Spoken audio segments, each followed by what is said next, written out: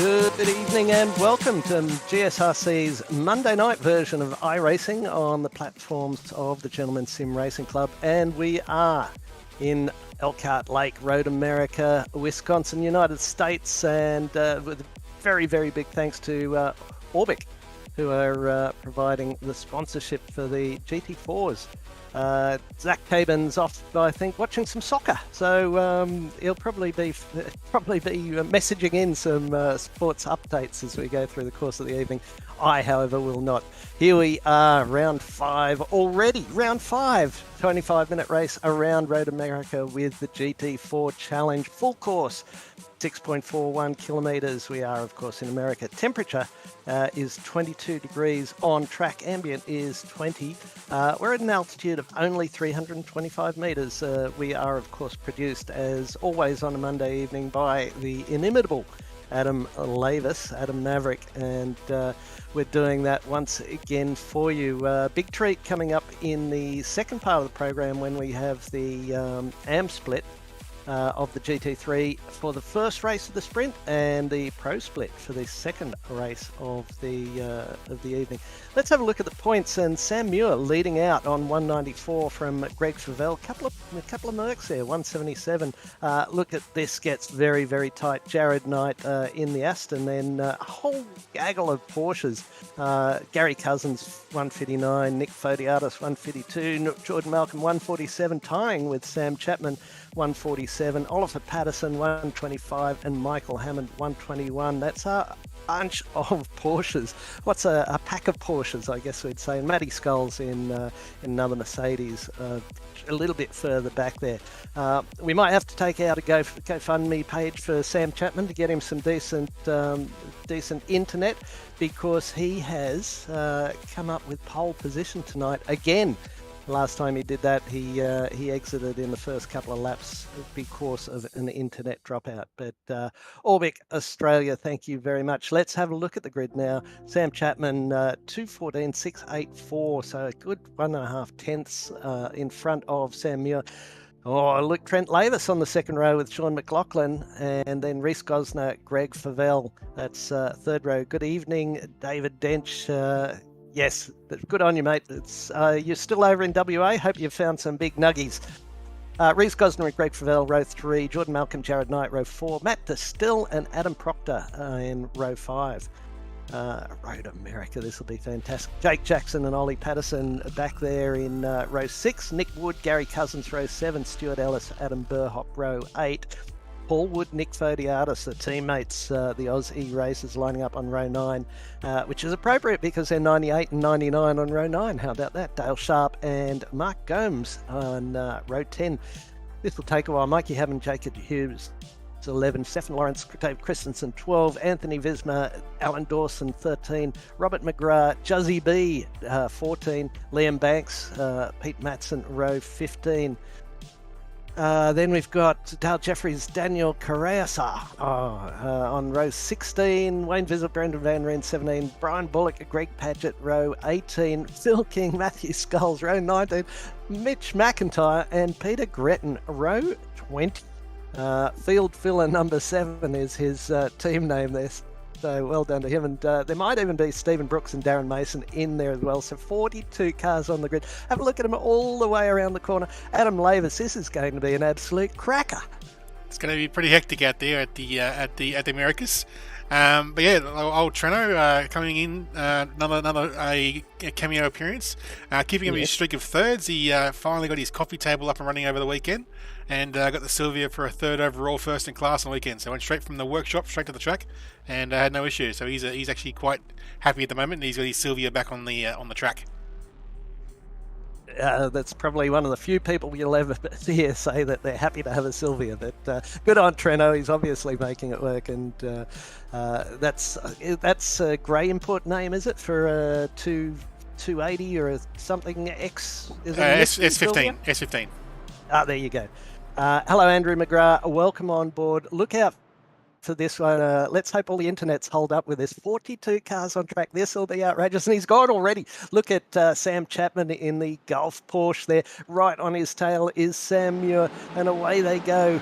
Absolutely everyone so far playing really nice, but wait for turn one. This could be very, very hectic. Well done to Sam Chapman. He's got that Porsche lit up like you would not believe. But Trent Lavis is already having a look down the inside of Muir. Lavis throws it in there, and it looks like he's going to get the job done. He does get the job done, and Sean McLaughlin in the other Aston in fourth place. So that's a great move from Trent Lavis very early on, and he's going to want to go with Sam Chapman as much as he can.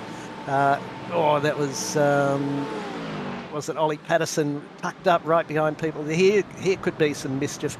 2 and 3 wide as they come down into this part of the track, up underneath the Cheese Bridges. No, it's not the Cheese Bridge. Here's Corvette Bridge. There's someone trying to move down the inside, and very tricky spot to try and get something done. So, my goodness me, they've been very well behaved. Check out the timing tower.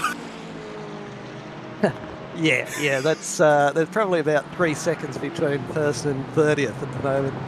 Very close. I have to scroll down to 39th before I see a white number. Wow, what a great start. The boys are all playing very, very nicely. The Chapman, he's stretched out to 0.6 of a second. Side by side we go.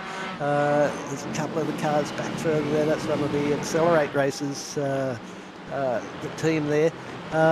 Interesting to see Michael Hammond, Nick Fodiatis and Paul Wood, the teammates. They're all down in 18, 19 and 20. Michael's up 2 spots into 19th already. But there's someone still trying to warm up some tyres there by the looks of it. Down in the Canada corner. Oh, big dive down the inside. And that is the boys we're talking about, the Aussie races. 4 of them in a row. How about that? They've obviously got some sort of plan going, or maybe that's just where they find themselves. But incredible racing at this point in time. I haven't seen too much in the way of off-tracks either, and lighting up the tower or the live timing screen. Sam Chapman, half a second to the good of Trent Lavis. Sean McLaughlin, 1 second back from Trent Lavis, so he'll want to pick up that toe, as fast as he can. Then it's Sam Muir, Reese Gosner, Greg Favell in 6th place, Matt Distill, Jared Knight, Jared up in 8th spot, Jake Jackson 9, Jordan Malcolm 10, and the first of the McLarens, the first of 3 McLarens. Jordan Malcolm, no, he's in a Porsche. So Adam Proctor's the first of the McLarens. Jordan Malcolm's had an off there, and he's plummeted down the tower. He's down. I think it's been a big one because he's dropping right to the back of the grid. Oh, get our breath back. Half a second. Trent Lavis still giving it to him. Here comes Michael Hammond. Oh, down the inside he goes. Who's he having a look at? Nick Wood there. So now he's on the outside. Will he compromise Wood as they go in here? Wood a little bit narrow. He'll have to watch himself on the exit. If he goes wide there, that could be mayhem, but they all hold it in very good form as they head through there. It looks like Michael Hammond has Stuart Ellis tucked in behind him now. Mikey's up 5 spots already, so he obviously didn't, with all these cars on the track, get a decent qualifying lap in, and he's here to make some hay while the sun shines. So through they go, looking at Ollie Patterson in the Hot Wheels car there, sitting in 12th spot, right where he started. Big flash of the lights. Is he listening to the audio while he's driving? He must be. Flash him again if he can hear us, Ollie. There'll be a couple of seconds delay. Yeah, wait. Oh, he doesn't move. He's a bit busy. Stephen Lawrence, big dive down the inside. He gets a drive too. That's a good move by Stephen Lawrence on Oliver Patterson there. My word, this is fantastic racing. Mikey Hammond, 17th. He's having a big look here at Stuart Ellis in the Merc. Fairly new name to me, Stuart Ellis, but I haven't been keeping up as I possibly would have in the past. There's some fast laps going.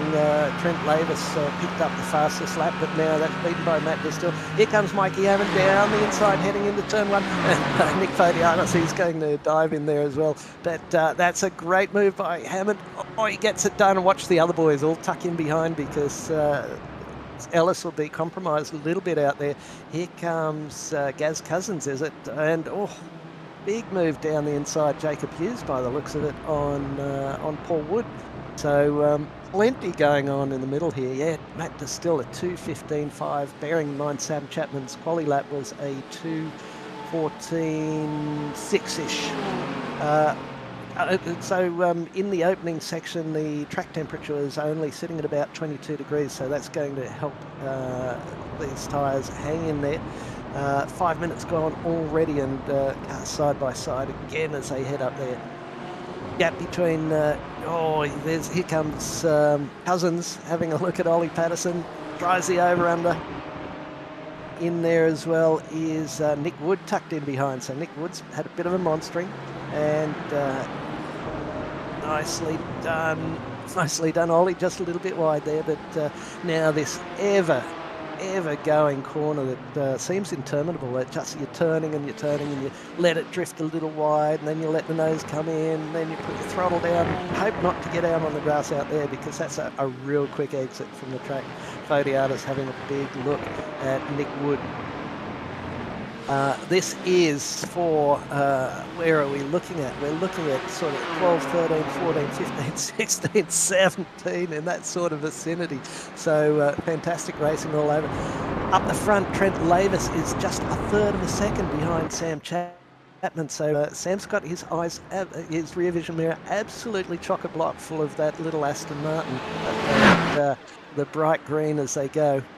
Will Lavis have a look down the inside here? Is he doing a little bit of fuel saving? Long lap, so you won't be, I wouldn't think you'd be able to get much benefit from fuel saving.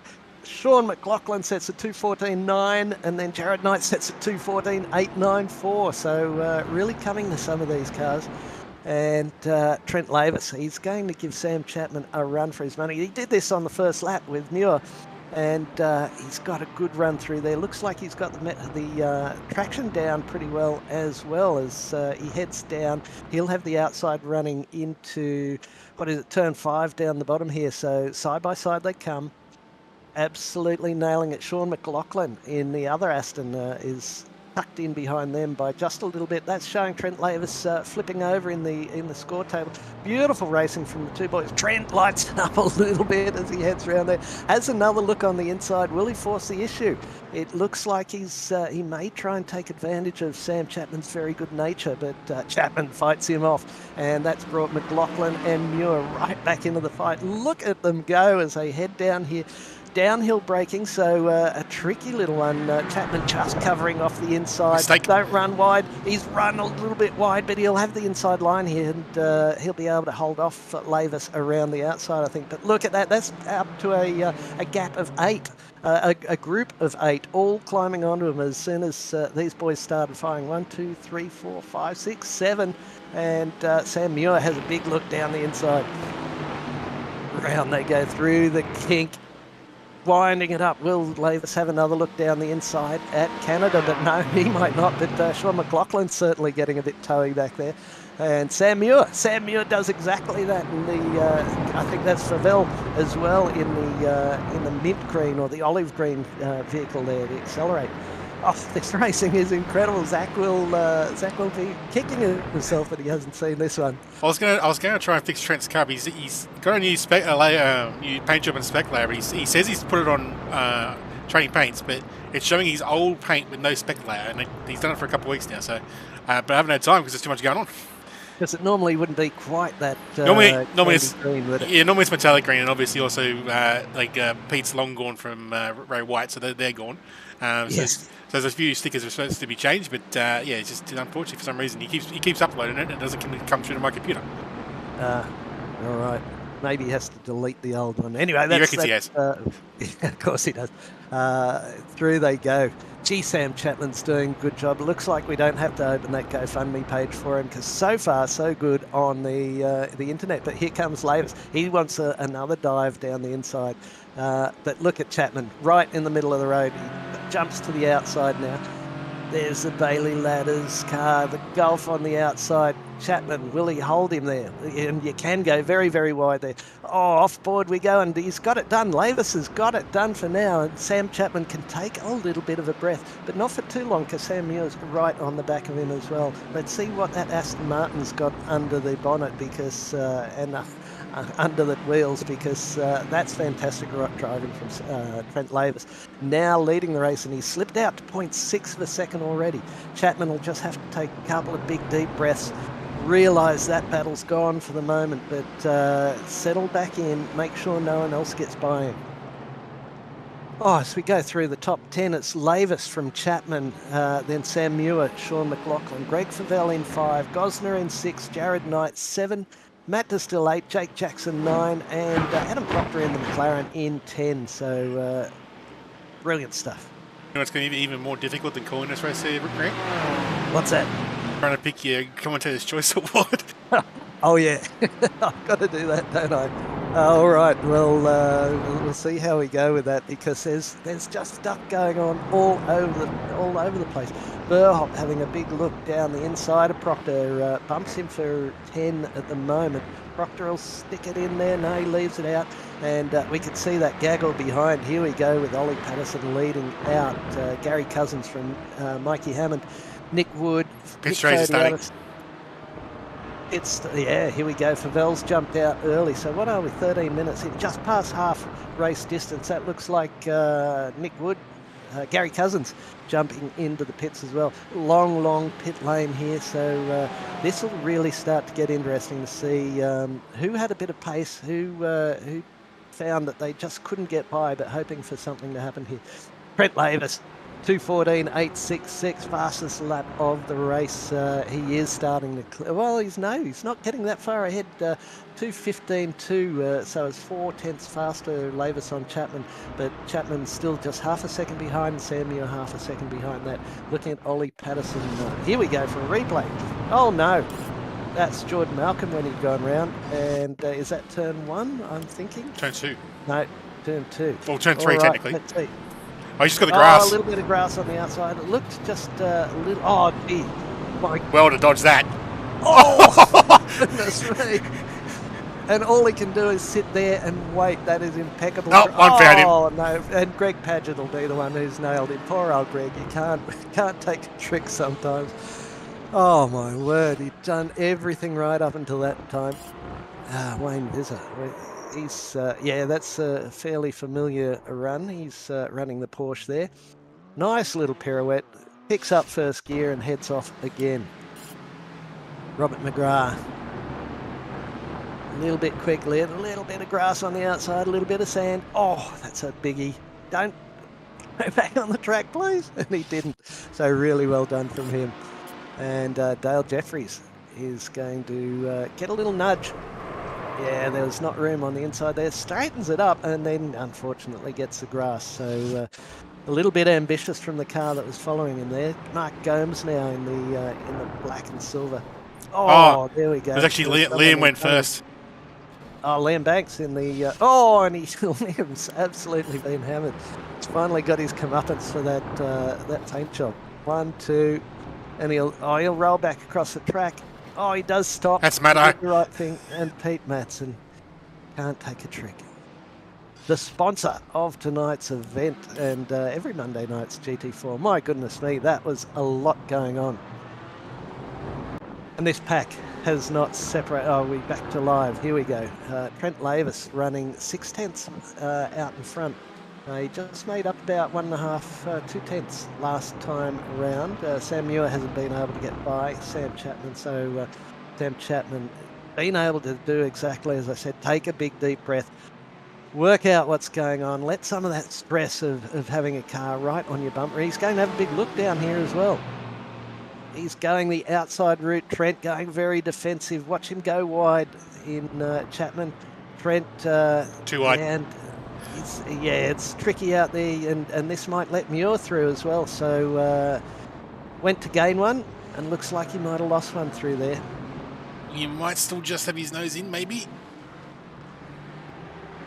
Muir's got it, and that's Sean McLaughlin, the other car there in the Aston Martin, doing a good job, and he wants to pick up the pieces as we saw. Oh, that was a wobble from McLaughlin under braking as well. It's tricky you through there, but yes, go. Something we're going to point out. Adam Proctor finally pulling the McLaren towards the front for a change. Oh yeah, up 4 spots. We've had a couple of pitters, so he'll be very pleased to see whatever's going on in the McLaren is coming back to him a little bit. So that battle there, look, Trent Lavis has worked out a 1 1/4 second lead. That's just about on the limit of where you get a draft, but Muir now half a second in front of Chapman, McLaughlin half a second behind Chapman, and then it's 1.5 seconds back to Jake Jackson in the next car. This is Stefan Lawrence. He's been in the thick of it, running in 25th place, and often you would say that's the back of the pack, but it's only mid-pack tonight.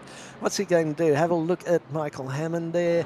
He's just going to run, just under braking, carried a little bit too much speed into there, and no harm there to anyone else, and just a little bit of time off him. This could be mischief.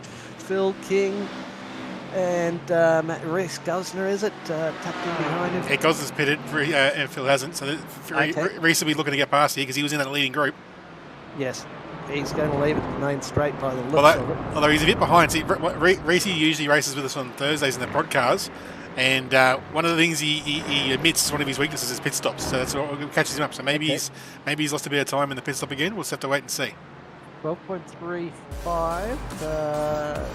Wood was only 11.25, so 1.1 seconds difference. So Phil King does come in, and that releases him. All the boys up the front are in. And now we have a beamer in the lead. Yeah, Nick Wood and Nick Fodiatis, Sean McLaughlin, they've continued on. Or Jared, I think McLaughlin's gone in. No, he hasn't. Jared Knight in 4th, Samuel 5th. Trent's still in the lane. Penalty. Oh.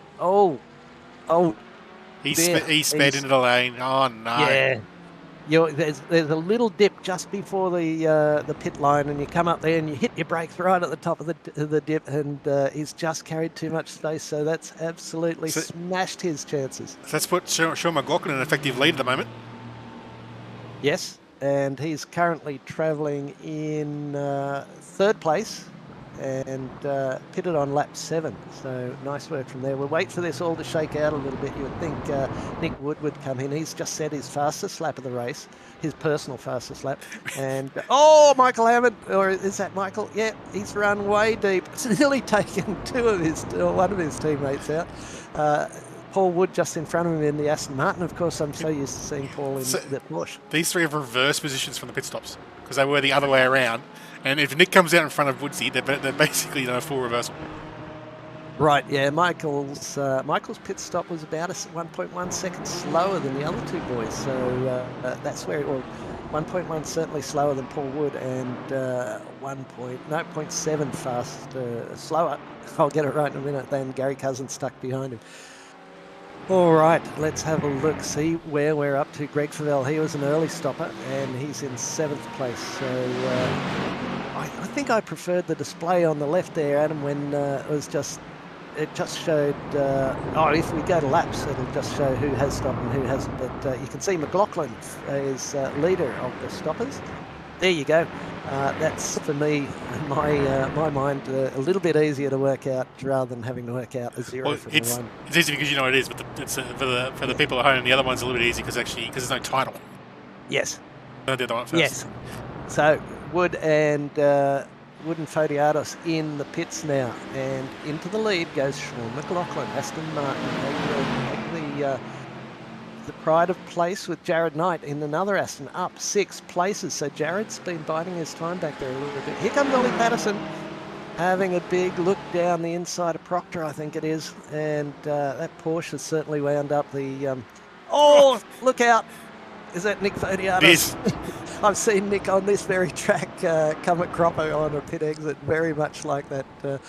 My goodness me, Michael Hammond's just had him off track, so he's gone through 19 minutes, 20 gone of 25 minutes. We'll try and see what happened to Michael Hammond in a minute, but McLaughlin from Knight, from Muir, from Chapman, from Favell. Brilliant work, and Favell doing a good job in 6th place. 5th place, I should say, and possibly going further. Nick Fodiatis, he was very wide through there. Proctor's a little bit out of sorts there. Fodiatis jams on the brakes and tries to get an over and under, but that doesn't work out.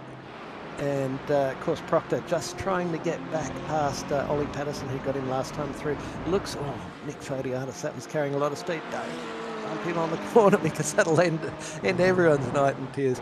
But oh no, Matt Distill into the wall. That'll be a little bit of sand on the outside, and it'll have just flicked him across the track and into the wall on the inside. And he bails from there.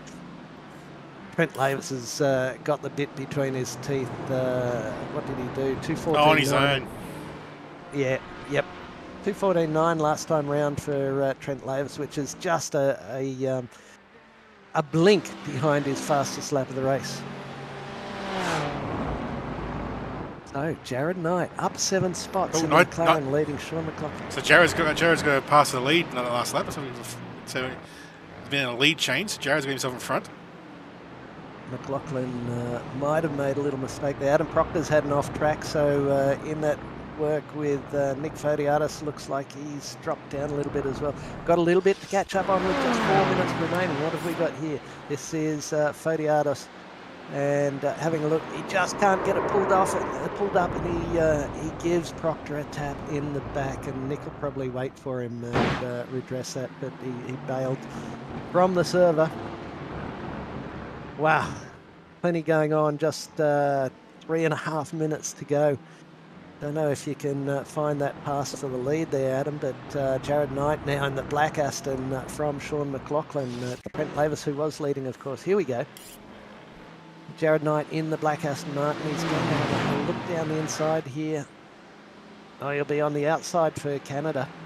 That looked a little bit of a HDS team maneuver there. It did. It did. I didn't know they were teammates, but they did look a little coordinated. Right, let's have a look. There's some big movers in there. Anthony Visma up 10 spots. Daniel Correa up 13 spots. And, oh, look at that car. Michael Hammond's going to pick that one up. He sneaks down the inside because Wood was just checked up a little bit by is it Jacob Hughes. Oh, and Hughes has gone wide there. That's exactly what spat the other guy off. Mikey did show him the door. Yes, he did. And he's not unaccustomed to doing that. Where are we at? Can you work out how we're going lap-wise? Lap down here is 2:15. So if they cross, they'll should be 2 laps to go. I think they'll go like another. Well, actually no. Right now it would have been there. So it's 1 lap to go next. It'd be white flag this time by. Look at Chapman and Muir. Chapman having a look down the outside of Canada, keep it on the black stuff, and he just does that. But that was a very bold move down the outside, and didn't cost him too much at all. He's got a little gap of 0.8 back to Greg Favell in that Olivey-looking Accelerate team. Oh my word, Daniel Correa's just gone off in the background somewhere. Let's go, Adam. I was going to say, I really wish iRacing would trim that tree. It's not there in the real world. Yep. So there's that white flag. It looked like he might have been waving something up on the tower there. It certainly does. So last lap, it is Jared Knight in front of Sean McLaughlin, Sam Muir, Sam Chapman. And look at Chapman all over the back of Muir again. Maybe the tyres on that Merc are just getting a little hot and bothered. And Chapman will want a good exit out of here to try and wind up behind the Merc and get down the inside at the end here, because there's not too many options after that. There's probably Canada, and that'll be about it. But Jared Knight, what a great race from him. Up 7 spots. Brilliant work. Adam Burhop up 9. Anthony Visma up 10. But round we go. Up the hill, under the bridge. It's really quite a steep hill when you're in the car, and Chapman's still there on Muir. But yeah, it's really tricky to find your braking spot there, because you're right at the crest of the hill. You brake too hard in the wrong spot and it just spins you around. Oh, what's going on here? Reese Gosner, is that a pass? No, he's been passed by Burhop by the looks of it. So that's a good move from Burhop. Clean this time, so well done to him. Trent Lavis, has made it up to 19th. And Chapman and Muir still up the front there, going all right. But there's here we go. Looks like Knight's got this done if he does not make a mistake. I'm sorry, Jared, that's probably the end of it for you. But Chapman's just dropped back a little bit, and Muir's having a big look at Sean McLaughlin. Will he throw it down the inside? Will it be too much? Yes, it is too much for him at this point in time. But Greg Favell closed right up on the back of Chapman. And this looks, for all intents and purposes, like it might be it. Is Jacob Hughes getting a little bit of mischief from Paul Wood. Paul's on the outside. He's going to try and pinch it in there and hope he doesn't get a tap. Just shows him the outside of the track. They were intertwined, those cars, very much so. But Jared Knight, great job from him. Sean McLaughlin in 2, Sam Muir 3, and Sam Chapman 4. Favell picks up 5. Jake Jackson, the man we did not mention, I don't think, that once during the course of the race, finishing up in 6. So good job from him. Very close then for Burhop, Gosner, and Nick Wood, and Favell fast up in the last lap. 2:14.784. Great stuff throughout the field. I can finally take a breath, I think, and I have no clue who I'm going to give this award to. Well, I'll try and figure out something as we go on through the course of the wrap-up. But Adam, have you seen a race like it on Gentlemen's Sim Racing Club?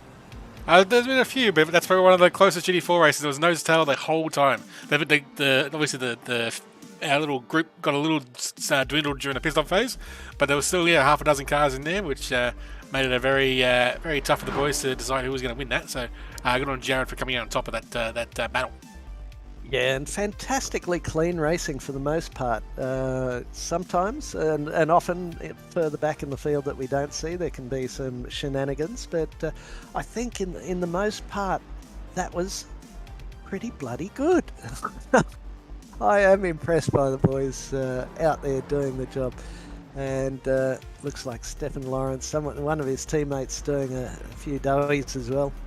And here come the Aussie Racers team going for formation. They don't really need to do this because they're in that formation the whole way through the race. But, they can take photos at any point of the race. Exactly right. My point exactly. Trent Lavis managed to find his way back into 19th place, and it's showing him as having the fastest lap of the race on that last lap. Who's that? Trent Lavis. He did go 7.6. 2:14.76, and what was who was it? Favell had a 2:14.78, so it was just a couple of hundredths of a second. And here comes the man of the moment, Pete Matson. He's just come across the line after that incredibly unlucky moment earlier on when he absolutely got the blunt end, or the spiky end of the pineapple, in fact.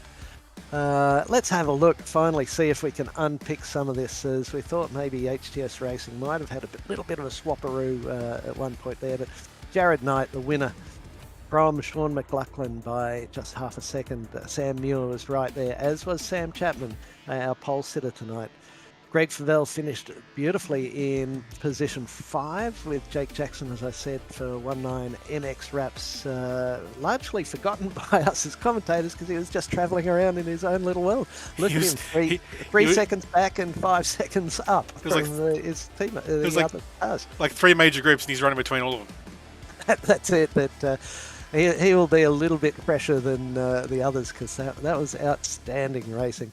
Then we go from Jackson. Adam Burhop made up plenty of spots there to finish up 9 spots in 7th place. Reece Gosner 8th, Nick Wood 9th, Ollie Patterson 10th. Then it's the Aussie Racers, boys. Cousins and Hammond.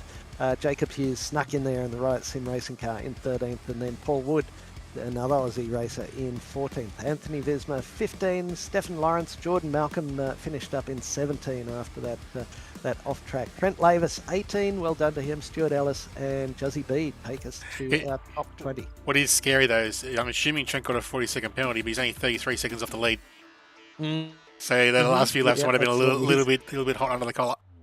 Yeah, his pit stop was 52.45 seconds, and that's showing just 1 off track. If we can believe these, it looks like Sam Muir has 0 off tracks. All right, over the page now, we've got Dale Sharp and Alan Dawson. Liam Banks finishing in 23rd, our co-commentator, who I'm anticipating will pop in and have a chat with us and run the second part of the evening for us. Greg Padgett did well to make it up to 24th. Let's have a look. He was up 11 spots. Work from Greg Padgett after copping that car on the nose down in turn 2, I think it was. But we'll run through here. Yeah, 19X talking yourselves up just a little bit. All right, let's run through the rest of these positions. Phil King, 25. Nick Fodiatis, who had that little coming together with, I think it was Proctor, and he would have waited up to try and address that. We'll ask him that in just a moment. Daniel Crayer, 27. Brendan Van Ryn, Wayne Vizza, Darren Mason takes us back to 30. Then we continue on. We got Pete Matson, 31, Steve Brooks, 32, Matty Sculls, 33, Matt Distill, 34, Adam Proctor, 3 laps down. All these guys from Stephen Brooks are a couple of laps down. Adam Proctor, unfortunately, copped that run down the inside. We may as well tear the Band-Aid off that one. Nick Fodiatis, having a good night tonight with your teammates, and that was just an unfortunate little moment, wasn't it, with Adam Proctor? Hey, good evening, guys. Yeah, look, Bailey Ladders Porsches weren't the best weapons around here, but we were making do. Yeah, I got a run, then I missed my braking marker, and you can't do anything because you're full ABS lock up, and it doesn't lock the wheels or anything. So as you can see here, I'm being used as a braking marker as well at the start of the race, which I finished on the road. I finished, what did I finish? 17th, but because of my incident limit, which I've never ever passed before, yep. Because of my incident, yeah, dropped me down. Very unfortunate, but what a massive field of cars, and for the most part looked pretty well behaved. Was that your observation further back there? No, far from it, actually. Okay. It Yeah. can be deceiving when you're just watching the really fast guys up the front. Oh, All yeah. right.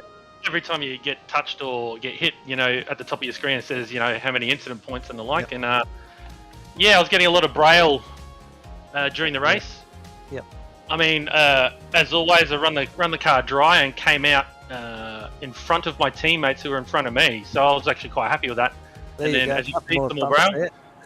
And then, yeah, had that unfortunate incident with Adam, and I said I'll redress it, and I waited there for him, and then he quit out. So Yeah, we saw a little bit of that. It was I think I recall another incident with you in a previous iteration of probably the GT4s around Road America, where you came out of a pit stop, and this time again there were 2 cars right beside you as you came out. I think the last time that happened didn't end quite so cheerily as this time. well, when I came out, the who was it? Just trying to look at the names. It was Ollie Patterson and Proctor were going side by side through to turn 1, so I gave them enough room to get past. So I just wanted to hold on to them and follow them for the remainder of the lap, but unfortunately I missed my brake marker and I screwed it up. Yeah, it's a tricky one there. Slightly, was that into 5? Slightly downhill? No, Canada. Yeah. It's always hard in there once you get into the shadow of the trees. But nice run for the team, considering where you guys qualified. Kerry Cousins finished up 3. Mikey Hammond obviously couldn't get a clean lap with all the cars up 9. Paul Wood up 3, and yourself up 1 even after even after all that. I mean, like I said, wasn't a track for us. Most of us will probably use it as a drop round. I'm actually just out of the points now, so for this round, so I'm in 26th, not 25th. So yeah, bring on the next track. All right, which is I don't know if you've got the graphics standing by for that, but Big Willow. Yeah, Willow Springs, out in the desert, out near Andrews Air Force Base. I was just doing the Google map for it today, so that'll be the club's first visit, I think, to Willow Springs, and there's a lot of up and down in that one, and some long sweeping corners as well. Yeah, another power track. I wish actually we did Little Willow, but I don't think they race circuit racing there. So it's Big Willow. Be interesting. We'll see how we go. Not too many people would have done it, so No. Yeah, let's see how it shakes out. Willow Springs is the oldest full-time standalone racetrack in North America. I think 1952. They filmed most of Ford versus Ferrari there for a lot of the desert scenes and the like. Yeah, well, plenty of desert around there. It's right in the middle of that Californian desert. We've got plenty of people to chat with here, Nick. So thanks very much for popping in and filling us in on those mid-race shenanigans. But on to Willow Springs, and good luck for next week. Thank you, Grant. You're very welcome. Should I talk to Trent? Is the mist settled, Trent Lavis? Ah, here he comes. No, there's no mist. Just a bugger up on my own bat, unfortunately, coming too hot in the pits. Just an uppercut or two dispensed to yourself. Oh, not really. I didn't practice the pit stops. I did Nick's cardinal sin, so apologies to the Aussie boys there. I didn't fly the flag of the practice your pit stops, boys, but I had a really good fun run at the start of the race there with Sam, putting a bit of pressure on him and watching him squirm a little bit. That was good fun. That was really good fun racing, and really enjoyed that. Yeah, I'll watch it back because we certainly enjoyed it, and I think I might have exceeded Zach's limit on the number of words in a single GT4 race, and the longest time without taking a breath as well, perhaps. But you certainly had some pace in that little Aston Martin. Yeah, I didn't quite stitch a quali lap together, but in the race there I felt super comfortable. So I think I set the fastest lap of the race on my own at the back of the field there once I popped out of the pits after the penalty on the last lap. So yeah, plenty of pace and the car felt good, but yeah, just the lack of pracky and just having a crack got to me that time, unfortunately. But it was good to have a bit of a dice with the boys at the front there. It's good to know that I'm still okay at it every now and then. Absolutely, and it seemed fairly agnostic, the track to the cars, although we don't have many BMWs running, but certainly the performance seems pretty even amongst it, and you probably play some role in working out the box, don't you?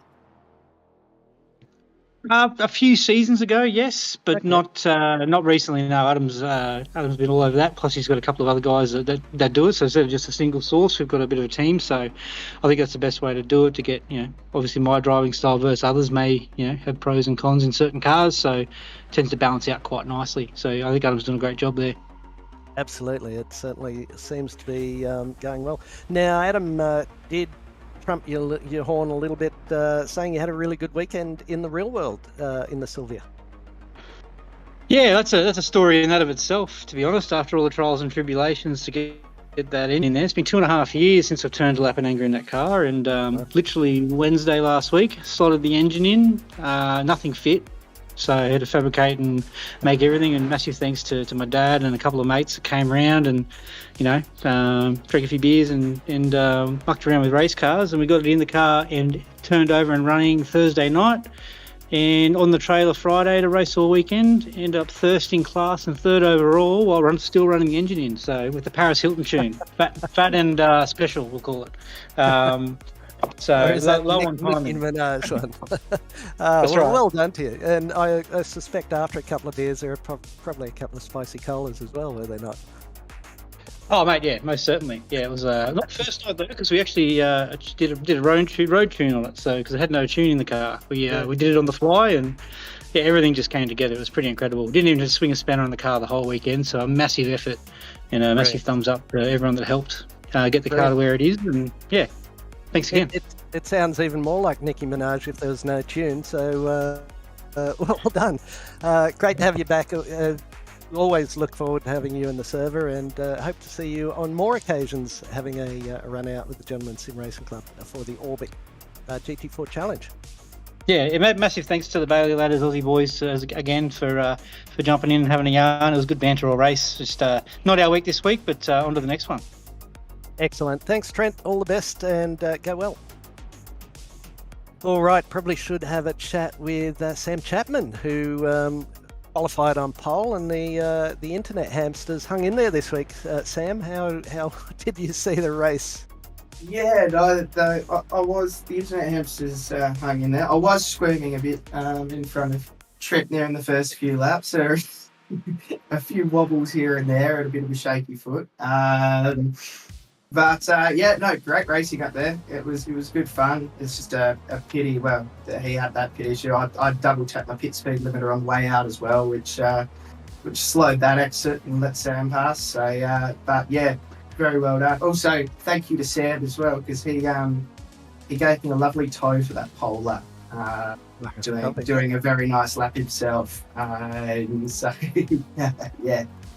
Yeah, you picked up about 1.4 seconds, if I remember correctly, over Sam Muir, who you're referring to, Yes. one of the two Sams in the race. Really nice work from you, and as often the case, you just get slightly out of rhythm when someone overtakes you, and the other boys were fairly quick to line up and say, I'll have a piece of that as well. Yeah, absolutely. And then once you're sort of at the back of that pack, it's going to take a little bit to get past anyone ahead, without trying anything a little bit too risky. So yeah, like, it was still a good fight at the end. But no, couldn't make it back after that era. Oh, you've got to be happy just to get to the end of the race. I was talking about probably the club starting a GoFundMe campaign to get you Starlink or something like that for your internet. But it seems you might have that under control. Yeah, well, we've got the new extender now, which is all installed, and there's wires all over the room, so that seems to be holding in at this point. But yeah, so you can hold the GoFundMe for now, but if we drop out again, I might get everybody involved. Yeah, well, we'll keep it on the back burner, because I don't know, you might go up to the shops and stub your toe. It seems everyone's starting to GoFundMe to buy a Band-Aid or do something these days. But I heard a little bit of a chat between you and Liam Banks over the weekend, talking about your pace, and I back up what Liam was saying. You have absolutely found another cylinder in that car, and driving particularly well. So a couple of poles already, and now it's just a matter of getting some bigger elbows to toss out there and keep the boys at bay. Yeah, absolutely. Now it's just a matter of converting it. We've got some really good racing drivers out there that, I'm a little bit green in comparison to, say, Trent or something like that. But yeah, if we keep going, we'll hopefully get to the top step at some point. But any time you're playing up at the front of the field, there's a little swelling of the chest and a little element of pride to think, wow, I'm going all right. Yeah, absolutely. It's nice to be up there, and as well, when you're up there, you find yourself in a few less incidents with stuff going around in front of you. As some of the guys will find down the field, and I've been there and I've caused it before. Yeah, you've been a receiver and a giver in those circumstances. Yeah. Well done, Sam. Terrific job. And speaking of incidents, Josh Reno, were you in race control this evening? I very much was, Grant. How are you? I'm very well. First time I've chatted to you in real life, Josh. Well, in Discord life. Busy night there. Up the front looked fantastic, but chatting with Nick, he said, there was quite a bit going on a little bit further back. I mean, there was things going on, but the airwaves are quiet. No one actually called anything in, so I had to do all the work and go hunting for things to do, mate. Just set the server to crashes or most interesting or normally fine in that space. I did, and I mean, everyone's racing so well. So I took a step back. I do love racing with the Aussie Racers boys, but I noted Monday nights, I think there was a little bit of how should we put it? People taking advantage of the lack of a live race control. So, more than happy to take a step back from racing and jump on board the Orbic GT4 challenge in the RC booth and try and clean things up. And I think I've already seen a market improvement from everyone. Oh, look, it's just that it's just that concept of consequence, isn't it? That people often won't be bothered to put in a protest for the stewards, and just the voice at the end of the phone there saying I'll be watching is often enough just to get them to behave a little bit better. Yeah, definitely. I mean, I've really noticed that there aren't people going for those super opportunistic moves. You know, everyone's still racing, but there's silly no moves. silly moves. The one thing I will note that maybe a bit of education potentially, but there were quite a few yellows that were being raced through tonight. Now they were the only two that I actually handed penalties down for. So I think we all just need to take a bit of, we just need to take a bit more care. I think when we're coming up to yellow flags and take note of our surrounds a bit more. Like the real world, it'd be nice if iRacing could pick you up on that and give you a slowdown or something like that. But no, in first night without the training wheels on, Josh? Not so much. I think this is my 6th or 7th that I've RC'd now. Okay. But I mean, funnily enough, I was not looking forward to doing the GT4s of all of them because I thought, the biggest field and a lot of incidents. But it's as I said, it's been really clean, really good to watch. On behalf of everyone who races or watches, thank you so much for putting your hand up. And if anyone else wants to help out the club in a night or even half a night of race control, just get in touch with the committee and they'll steer you in the right way. And Josh has come from never having done it and feeling fairly comfortable by the sounds of it. So brilliant thanks to you, Josh, for forgoing your racing this evening and doing a good job up in the booth. That's my pleasure. Good on you, mate. Go well and look after that lovely family of yours. Thanks, Graham. Cheers, mate. Liam Banks. Hello, mate. How are you? I'm alright. How are you? Yeah, good. How's your evening apart from a couple of monstrous collisions there? Oh, I think it was just the one monstrous collision. Well, one monstrous mistake which caused two collisions. Sorry, put it like that. Just two wheels on the dirt on the inside. Is that it right there? No. No, this is later. I think I didn't have more than a half a second gap to the car ahead before the incident. No, it was good fun. I had made quite a few overtakes before the incident. I was going well, and then got greedy. Just turn two, because that's obviously you made I found with the Porsche and just the way I was, I had good speed for then. I could generally get a better run than the cars ahead and get them down into this corner that we're watching now. And I just got greedy and hit the grass and tried to save it, but ran out of talent, which my talent doesn't stretch very far. So that was gonna happen. I'm just really sorry for all the guys that whose races got ruined because of that. But it's racing, it happens. But it does. Yeah, still finished 5 places above where I qualified, which probably just tells you that my qualifying was terrible. But Yeah, I imagine it was pretty tough to there you go out in the end of turn 5 there as well. I mean, that's not the racing line. Damn, that's what I was doing wrong. You might have had the wrong racing line turned on. You might have had Road Atlanta's guide-in racing line there. But yeah, no, that's a very common place to end up on this track with that downhill braking into there and just running wide. But good to see it. Yep. Yes. We'll just get your award because I only got 4 minutes. I got to swap service. Okay. Award for the night goes to. I'm going to give it Jared Knight, even though it's not supposed to be necessarily for the bloke who wins everything. But up 7 spots, Jared Knight to finish in first place. Brilliantly managed. You've got an Orbic Commentator's Choice Award GSRC shirt coming your way. So jump out of this server, Adam, and Adam, Liam, you're staying with us for GT3. Absolutely. I hope. Yes, brilliant. It worked well the other week, so we'll do that again. And Sam Chapman, thanks for popping in. Thanks for all your work on the Enduro over the weekend, as well for you, Liam. But great to have you boys pop in and visit us in the booth. Thank you, Grant, and thank you for doing it tonight. That's all right. Zach's. I'm surprised we haven't had any Facebook messages from Zach with score updates telling us about what's going on and mentioning 112 years and the Ipswich City Council. But I've got that out of the way for now. So we'll take a break now and we'll come back pretty shortly, incredibly shortly, for the GT3, starting with the AM split and for the first sprint race and heading to the pros for the second sprint race. That'll be another tap dancing exercise for Adam getting in between service. So we'll be back very, very shortly.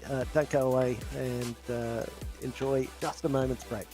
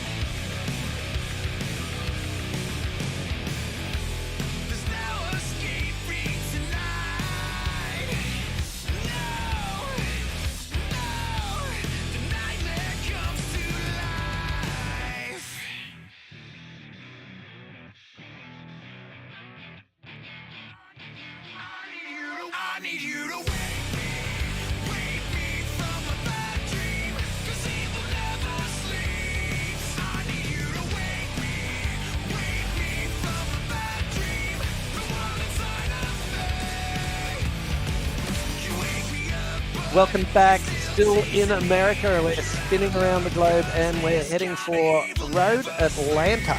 So down in Georgia, Braselton, Hall County, Georgia, United States of America. We were here just a couple of weeks ago for GT4s. And this, of course, is brought to us by the wonderful people at Waste Options.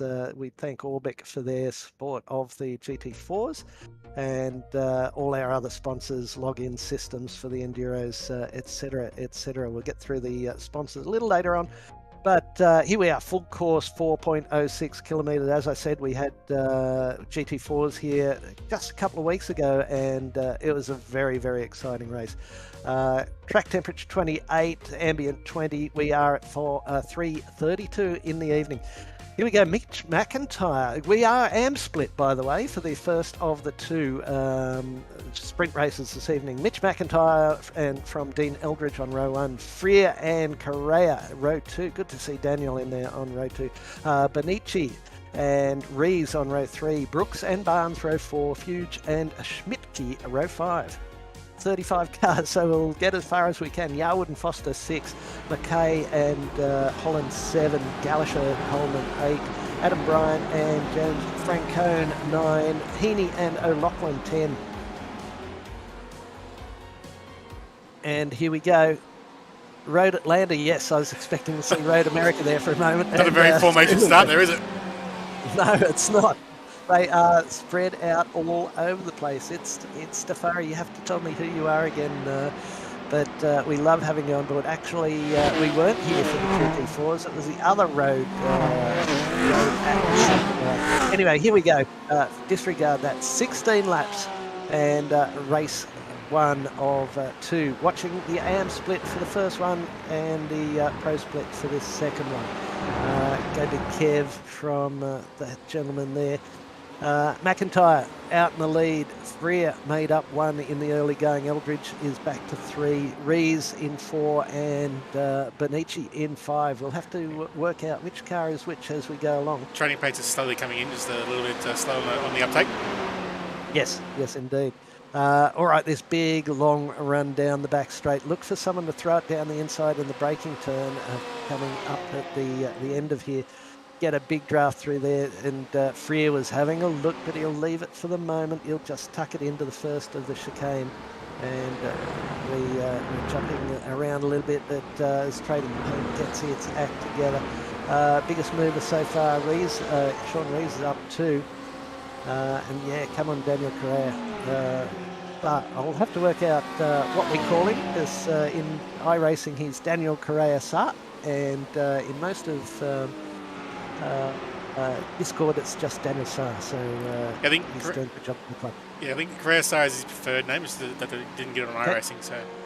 Copy that.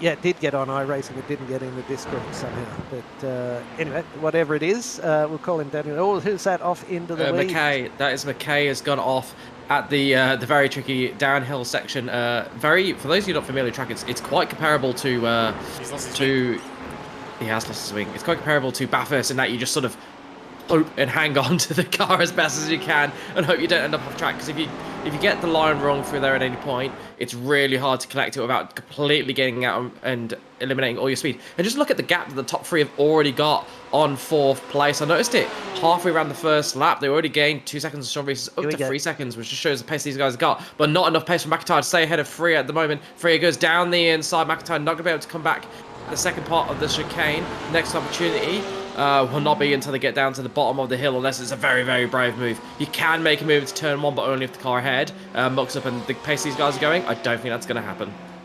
Sorry, Liam, I'd forgotten completely that you joined us in the booth after such a hectic GT4 race. Welcome along after your efforts in GT4. It's great to have you on board, as you so often are on a Monday evening for GT3. And I'll leave plenty of space for your commentating as we go throughout the evening, because you've always got such very, very good insights into what's going on. Oh, you're far too kind. We'll just call them insights. Very good insights. It's perhaps a bit strong, but yeah, thank you for the introduction. As we watch Stephen Brooks, he is trying to make a move on Bruce Barnes to get up into 7th place. He's gonna have the outside go into the chicane, which can. Oh no, they're at a completely different part of the track. I got that wrong.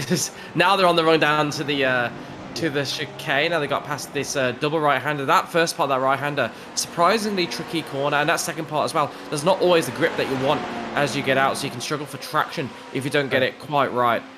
Absolutely spot on. It's a 90-90, so 90 right followed by another 90 right. You can carry quite a lot of speed in the early part, but then, as is often the case around this track, blind apexes as you come to the top of the hill, and you need to absolutely nail that run on the back straight, because that sets up everything from there on in. Mitch McIntyre just sets the fastest lap of the race in 2nd place at 1:18.997. That draft worked fantastically well for him behind Jackson Freer.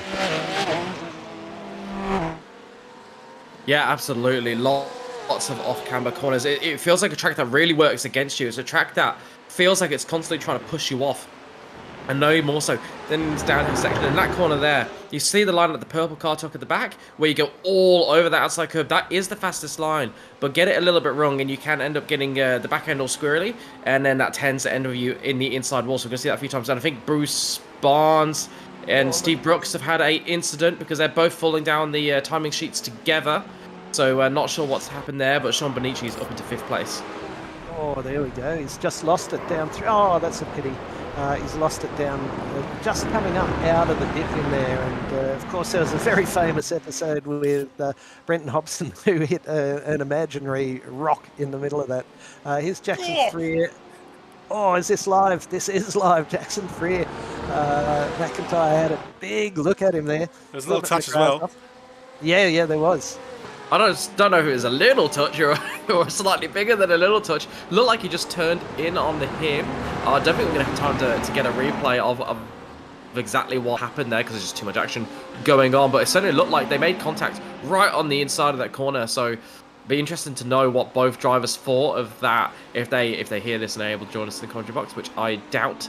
But who knows? And McIntyre put in the fastest lap of the race at 18.9, only man into the 18s so far on that last lap.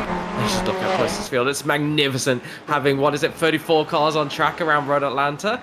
It's the right amount of cars for Road Atlanta. It's absolute bedlam out there. And what that Twitchy Foot racing car did just then, hitting that inside curb, very, very dangerous. He's got away with it, which means that car is riding the curves lovely, but often you touch that curb, that is a recipe for disaster. I was going to point out how close the field is. So Adam Bryan here back in 13th. He won the first race last week that we watched on the broadcast. He's back in 13th outside the top 10 tonight.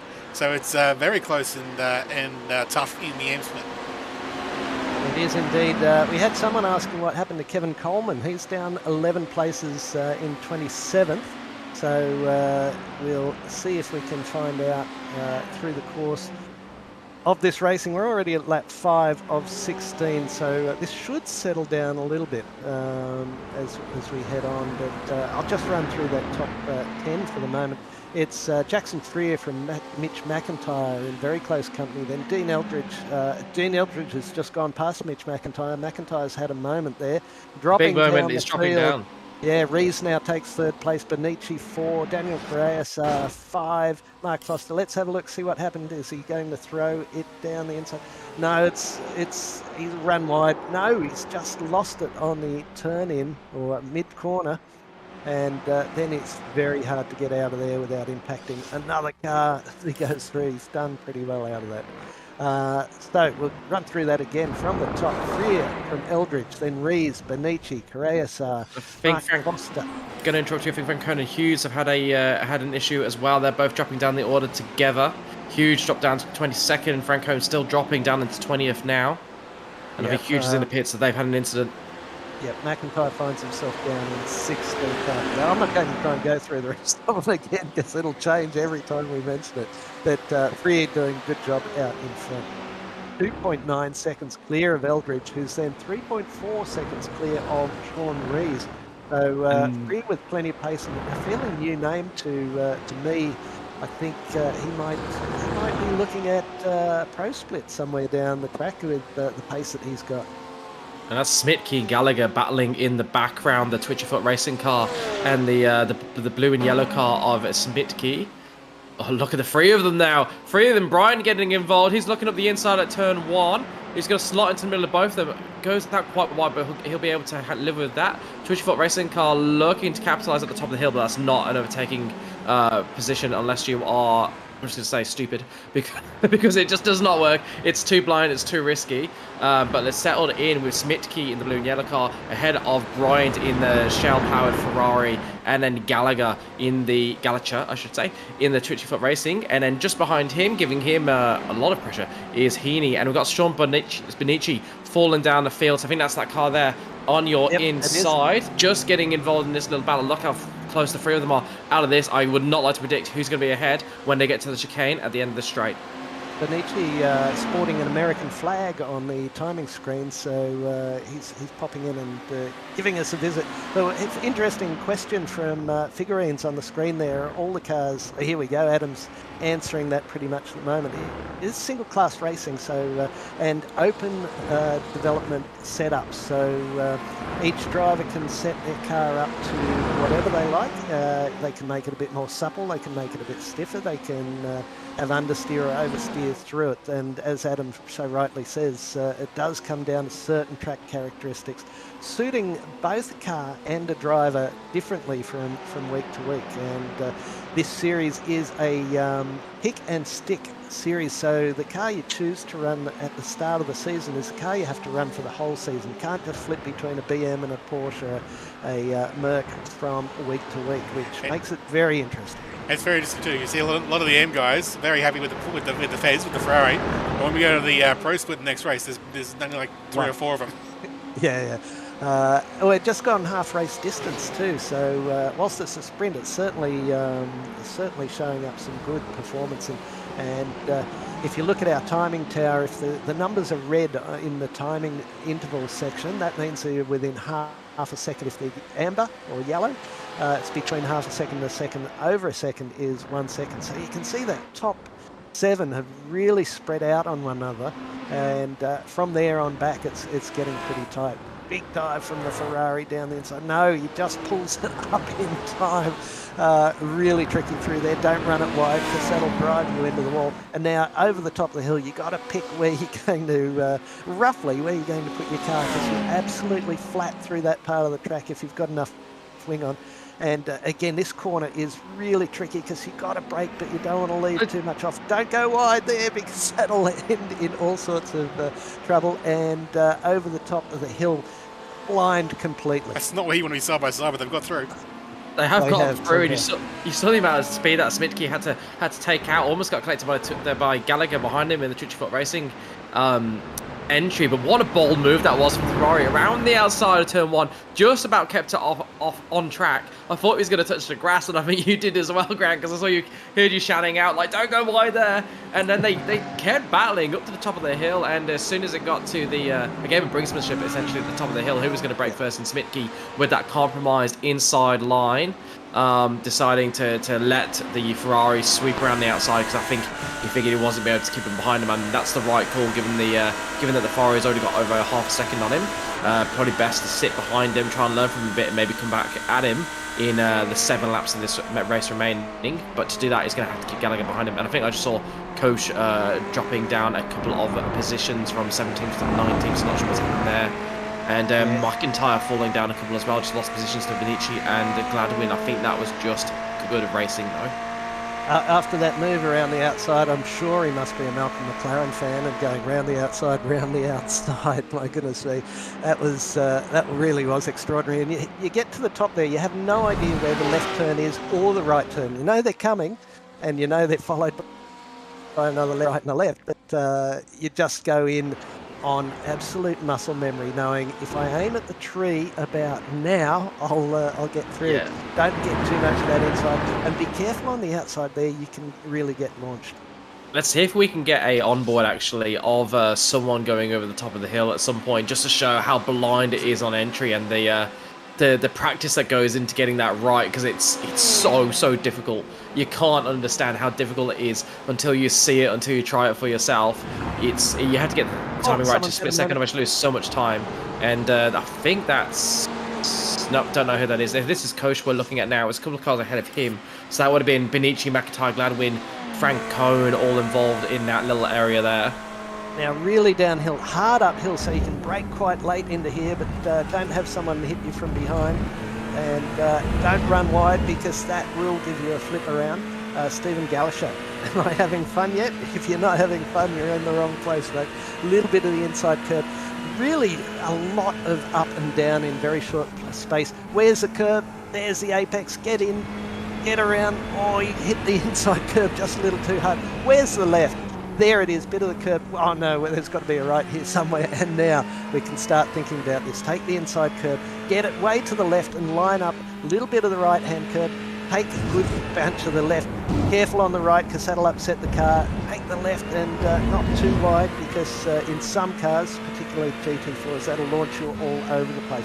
Brilliant work from Galasha. Now, braking uphill again. Get into the apex. You really want to get in there. Let it run wide a little bit. Where's our right-hand turn? It's got to be there somewhere. You've got to brake before you can see it. Get it wound up. A little bit of the outside curve. You see a lot of cars will go over that curve, absolutely pirouette their way into the wall. He's done a good job there, closing down the gap as he heads along here over the top of the hill. Will he take the inside into the chicane? As we saw before, big brake uphill, slam on the brakes, take lots of this inside curve. There he goes. He's got heaps of it. Take the right one as well. Don't run wide, because you'll end up in the left wall or the right wall. There's a bottom to this hill here, and we're back to where we were. A little bit of a clip just to get the nose in. Round we go. I find probably this corner is the hardest on the track. You can brake very, very late, but you want to keep as much speed as you can. It's an incredible track to race on, and it has you on the seat, has you on the edge of your seat the whole way through, because there is nowhere, apart from that long back straight, to really take much of a breath. Good job there. You didn't get a breath in that at all. And you're absolutely right. This track is an absolute assault on you when you are driving it. And Gallic has just got past Smith. He must have made a move at the bottom of the hill there, like we just saw. But it's so difficult. And every corner is so punishing. There's not a single corner where you can make a mistake, run a bit deep. You've got some nice tarmac there, just sort of cut the corner for the next one and get back on track, losing a second or two. No, if you make a mistake at any of these corners, you're certainly in the wall. That's just how it is around here. It's a true test of concentration. And any drivers that are a bit incident prone, and I would definitely count myself amongst those, will get found out around this track, because you cannot make a single mistake. Look at this late dive. Oh, through we go. Whilst we were gibbering, Jackson Freer had set the fastest lap of the race with a 1:18.893, who was just marginally faster than Mitch McIntyre's 1:18.997, so about a tenth of a second between them. Benici's had another. And there's a car on the grass there. I think that's Benici. Yep. That the American flag's not working for him tonight. Much like the women's soccer team, but less said about that better, I think, for our international viewers. Yeah, they didn't progress to the quarterfinals after going out on penalties, which is always the worst way to go out of any soccer tournament. And of course, our Matildas are racing are on pitch as we speak, playing right now. Not sure what the score is there, but fingers crossed the Matildas can bring the World Cup home, and that starts with getting a win on the board tonight, and that's going to give McIntyre a great opportunity to make a couple of positions back up into 12th place. The cars ahead of him are all having to check up for that incident, and McIntyre, the first car really able to get through without losing too much speed. I think he did take a gamble in going through there with the amount of speed he did, but it's paid out for him, getting him ahead of Sharp and Wooden, who made a very good move a couple of turns laps back. And he's lost 2 positions there.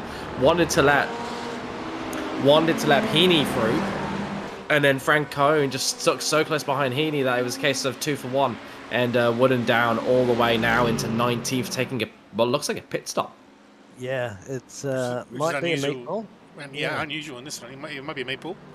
might have not put enough fuel in for qualifying. Only 3 laps to go, but Liam, we often talk about, especially in the GT4s this evening, you get passed by one car, and when there's a big pack, you lose your rhythm just that little bit, and so easy to get 2, 3, 4 cars by you before you get settled. And that happened a little bit with Sam Chapman when Trent Lavis got by him, and he just had to take a lap or two with a big deep breath and settle down again and get back in the groove. Yeah, absolutely. It's a really hard skill to pick up, to be able to race close, race door to door, and not lose too much time. I think it's underrated as a skill, particularly for the top guys in the GT4 and the GT3 championship. They're able to go side by side and still go faster than people from halfway down the field down.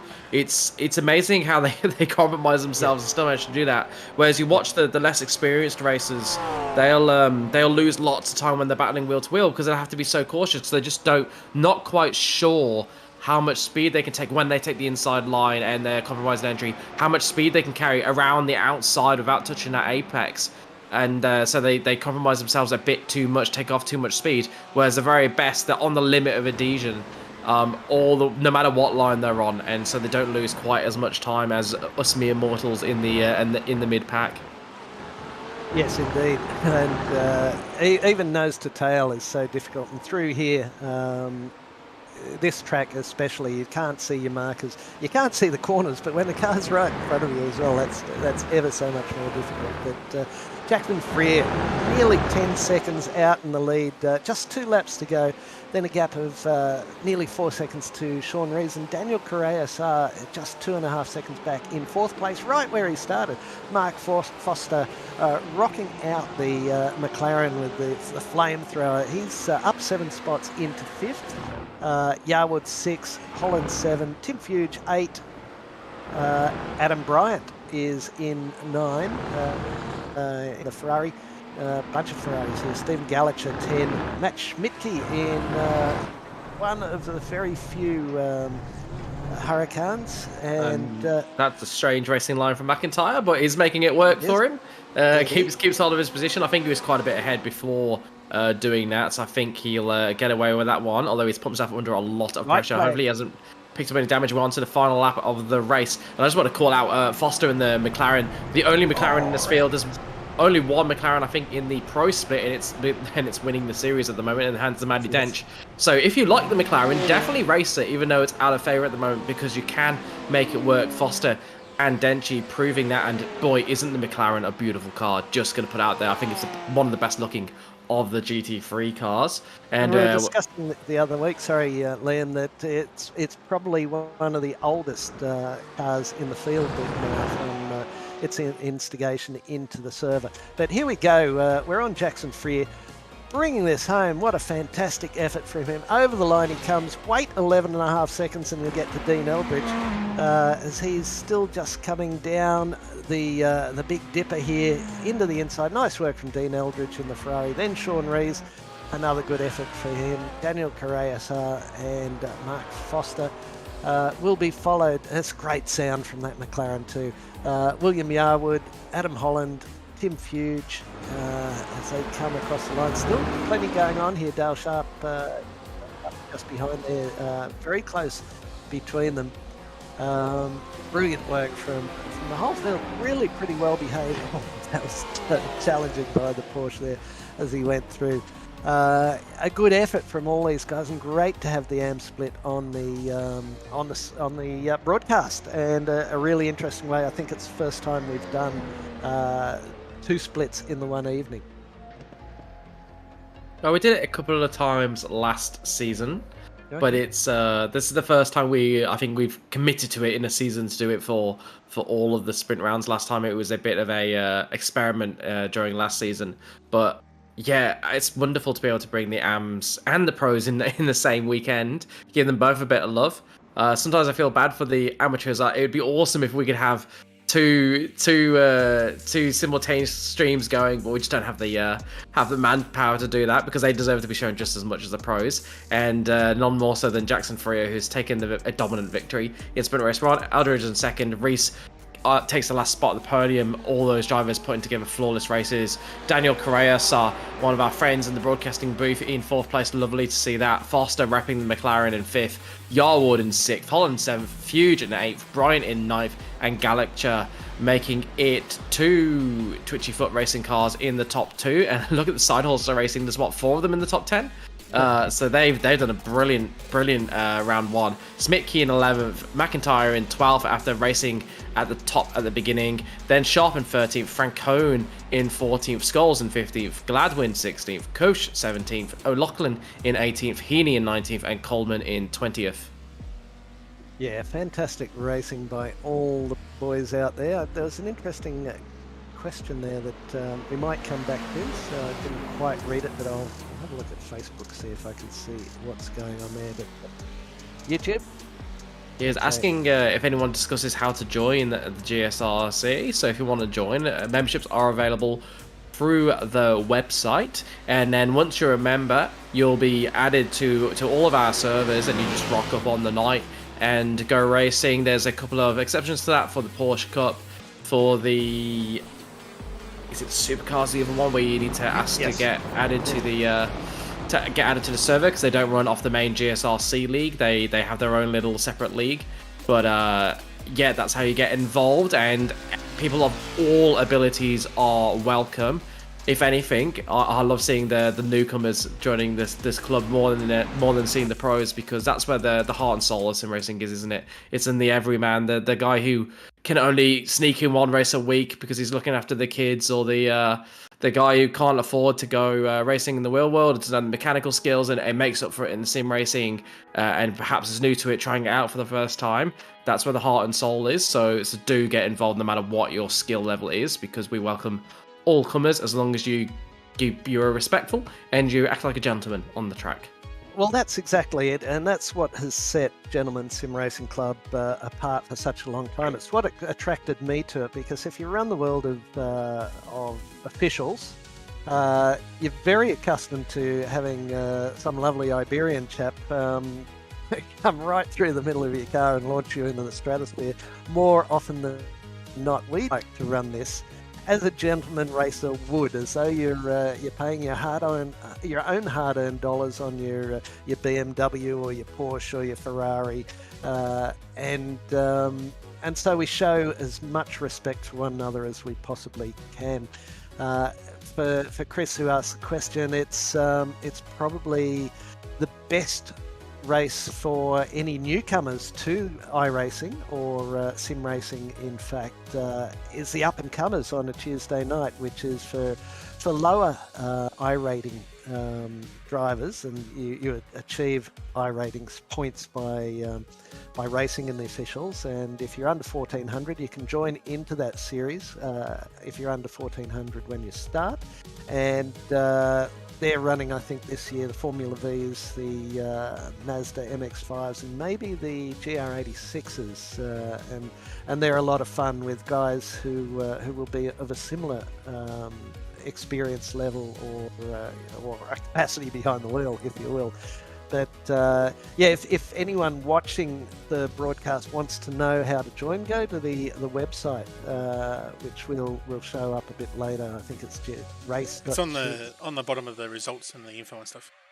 Right, yeah, and on the web page you can get to the membership, and I always forget the fees, but I think it's about $35 for a season, a full year's. 35 for a year. 35 for a year. If you just want to try one season, it's probably only about 12 or something, I'd guess. $10, but if you're a brand new member, there's a $1 joining fee to get your setup. But yeah, $1 joining fee plus $10 per season, and or $35 for the year. And that brings you, what have we got?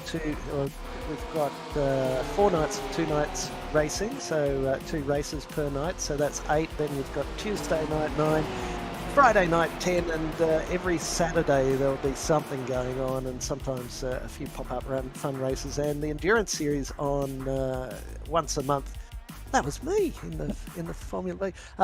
So there's about 14 races a week, 13 races a week that you can get into, and as we said, once you're a member, you just jump in and have some fun, show some respect, and there are a couple of nights of splits where the better guys are up the front and the slower guys are, or the lesser experienced drivers are in a separate split. Better have a quick look at the points here. Matty Dench, 230, already leading out Simon Cox by 59 points there. And as Liam said before, running the McLaren and threw himself a challenge, and so far so good. Nick Wood in third, and pretty close amongst these guys. Glenn Arnott 4, Wayne Hewitt 5, Oscar Gliss at 6, young fellow. Look at the Porsches. Look at the Porsches. Oscar Gliss, Jared Knight, Richard King, Reese Dixon, Holgerson pops up in the Mercedes, and then Chuk Fong Ong doing a really good job in the. I always forget this car. What's that? The Lamborghini. Lamborghini, yeah. So the car that gives me a headache. Here we are, Road Atlanta again, but this is the second longer sprint race. There should be a pit stop in this one. What do we got? 21 degree track temperature, and so we are at. We're at 6:33 in the evening. Surely this will go into the night, Zach. Surely they won't be able to race without headlights on, Zach. We'll see as we go through the course of the evening. I'm not sure how many years out of date we are. But, John, we actually had Red Atlanta in the V8s last week, and John did have us running into the night time. I say something Queensland, something daylight savings, something Palaszczuk. So here's how's my Zach impression? Yeah, good. Here's the quality results from the earlier tonight. That's Dench getting pole position, a quarter of a second. That's a bit of a smashing. Gleiser in second, quarter of a second off Denchy, but what's that? 3.5 tenths ahead of Nick Wood in third place for Twitchy Foot, and then from there it's much closer. So Jared Knight actually will start from pole for sprint race 2 because he finished in this is 11. Hang on, qualifying. Give a race result.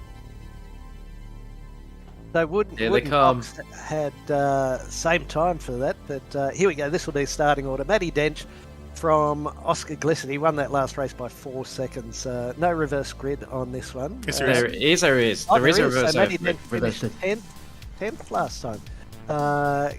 This is the results of race 1, so this isn't the grid for now. Glissett, Cox, Arnott, Distill, Hewitt, Martin, King, Wood, Knight. I'm not seeing our Singaporean friend, and he's heading off to Europe for a holiday visit the family. He's off jet setting there.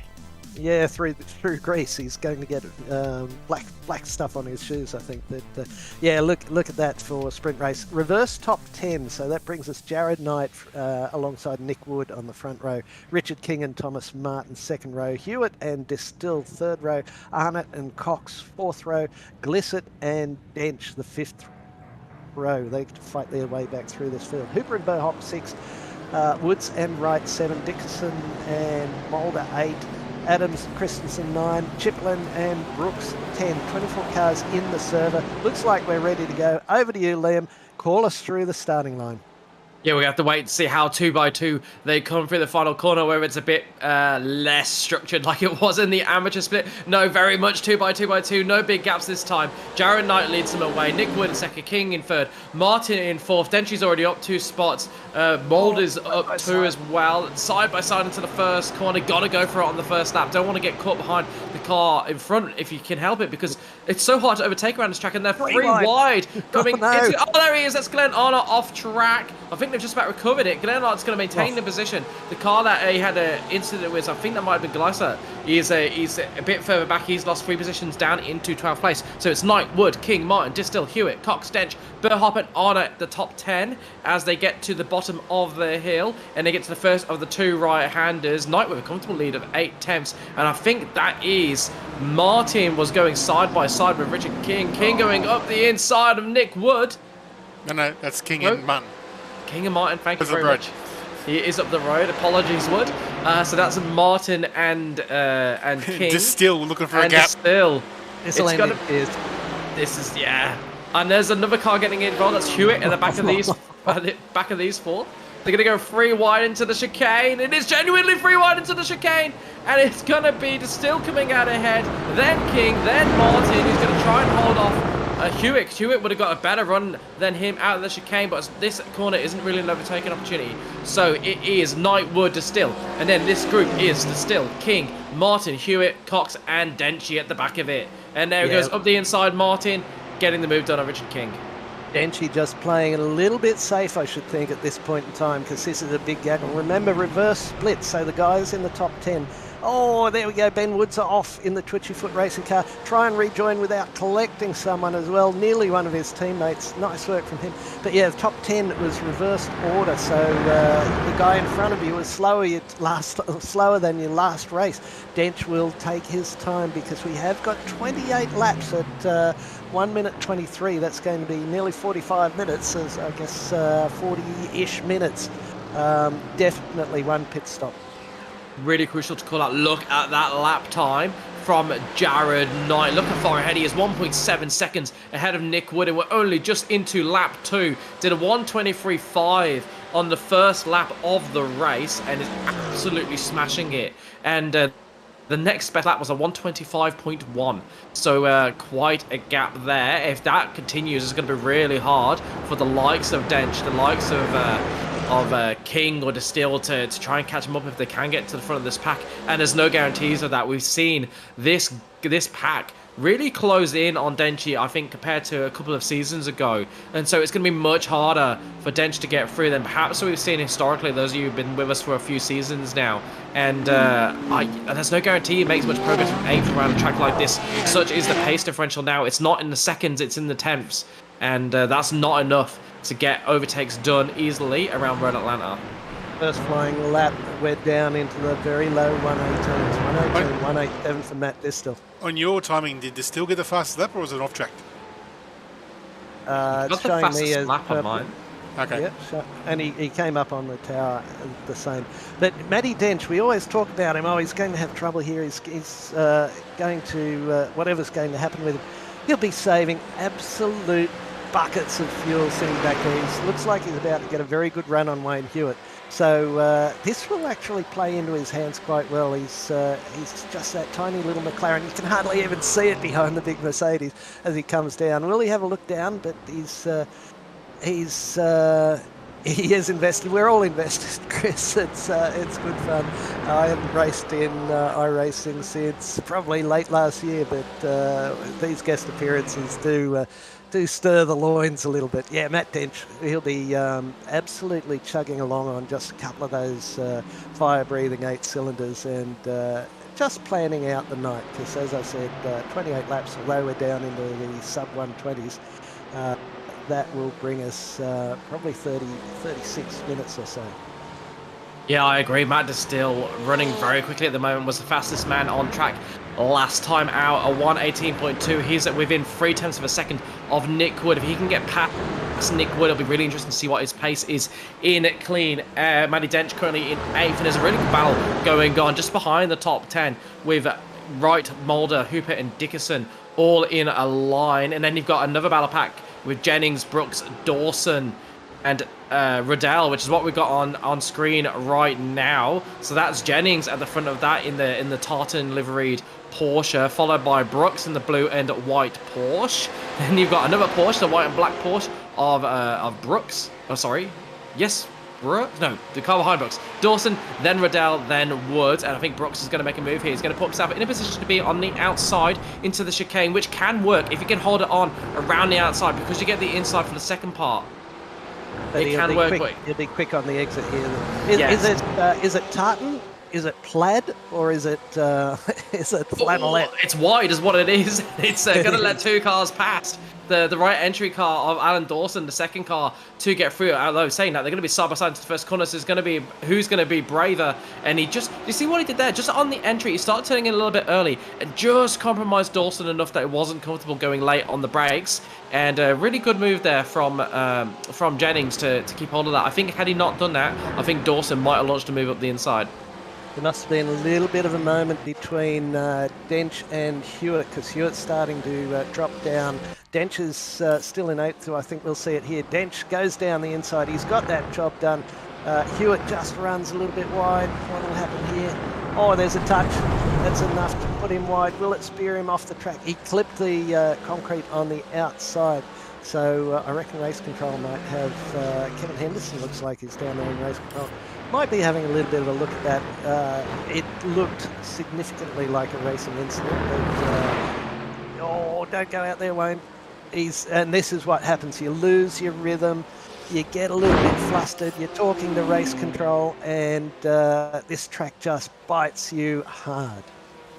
Yeah, it really does, and it is. You're right. It's absolutely a rhythm track, like I said, because it's such an assault on you. If you get out of your rhythm, if the corners don't just don't feel like they're in the right spot. Sometimes they seem to come a little bit early or a little late. No matter what you do, it doesn't quite feel right, and it can really play with your psyche, and you end up either trying to make up for it by looking for time, which is always dangerous in a race, and overdriving, or you take off too much speed, and then because you've taken off so much speed, you end up in a position where you almost feel like you can get back on the power, or you start coming off the brakes a little bit early, and then you've got less rotation in the car, and going slower sometimes makes you less consistent. That's why you see the top guys on the last few laps when they got it wrapped up, they don't slow down, because slowing down and losing your rhythm is really, really dangerous. And when you go off track, it forces you. And this is going to be Denchi trying it around the outside of the chicane. He's going to get the move done before that, although there is a bit of side draft there between the Porsche and the McLaren. Can the McLaren stay in it?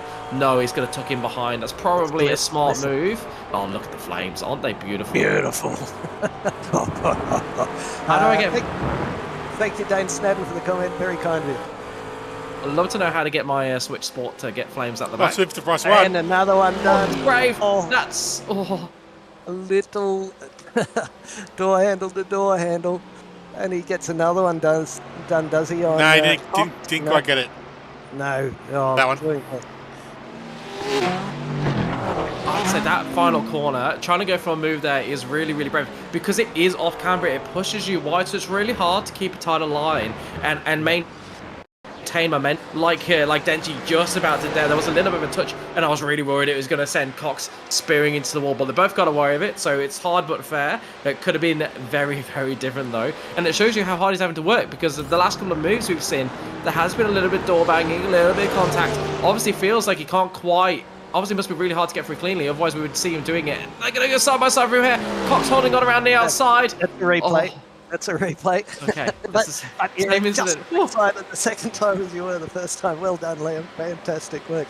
Lap 7. Adam, how many laps are we expecting out of a tank of fuel?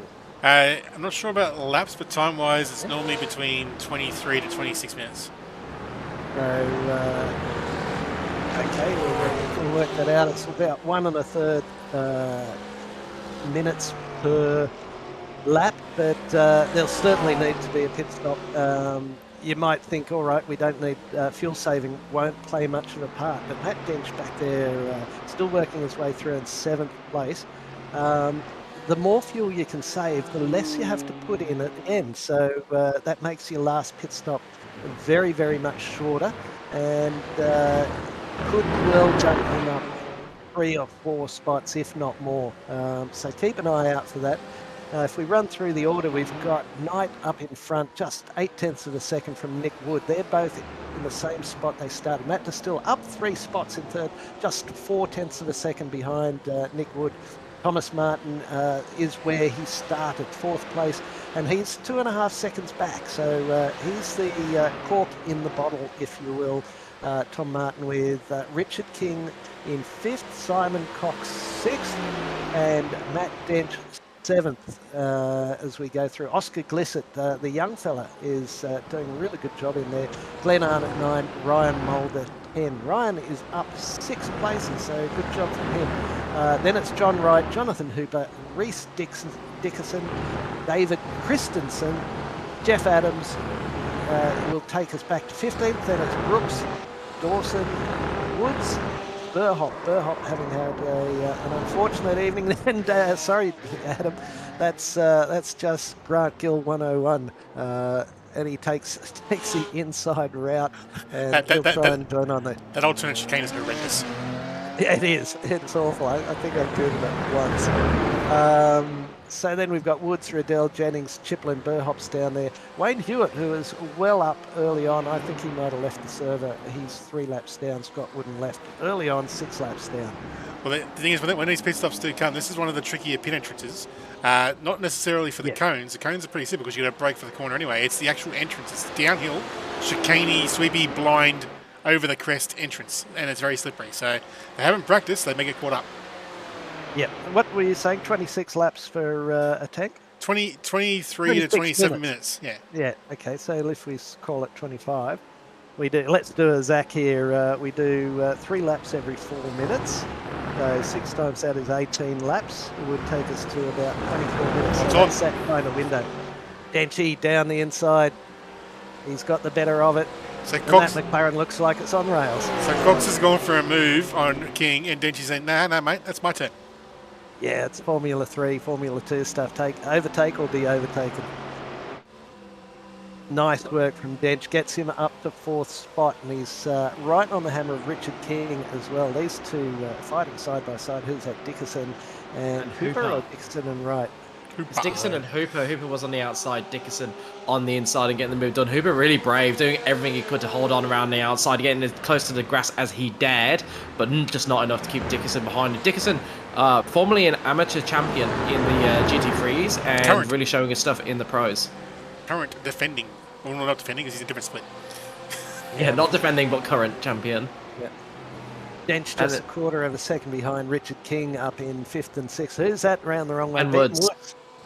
That twitchy foot's got the better of him. Yeah, it's 0.1 of a second between Dench and King. Here he comes up alongside. He'll have the inside running down into the chicane.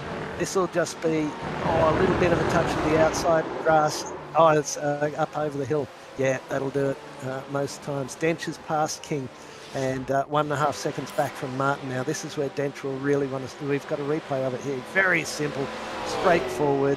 Atlanta 101. Pretty sure Richard fights him here because they go back and forth a bit.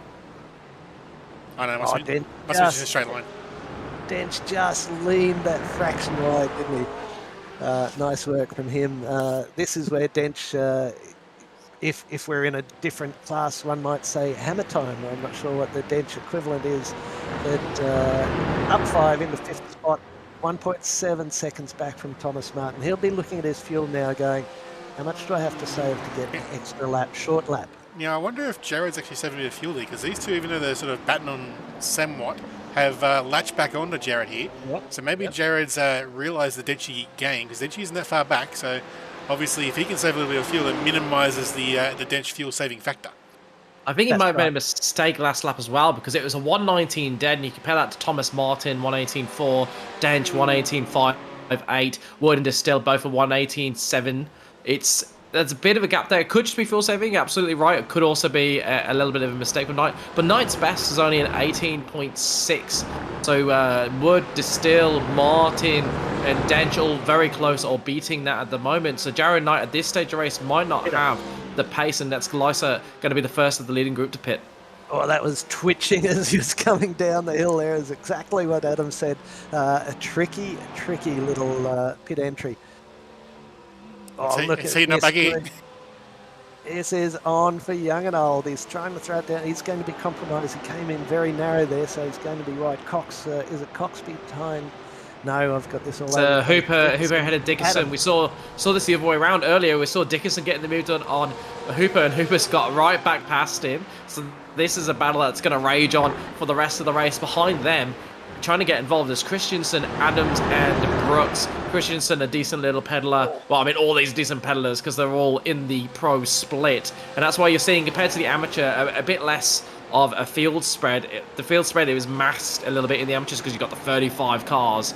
But not much field spread at all across all of the cars that have not had a big incident. Basically, they're all on that run down to the chicane, which just shows you how close they all are matched. Jared Knight leading that group. So you can see 1st to 8th in your shot coming down the hill there. And it'll be interesting to see if Knight comes into the pits this lap.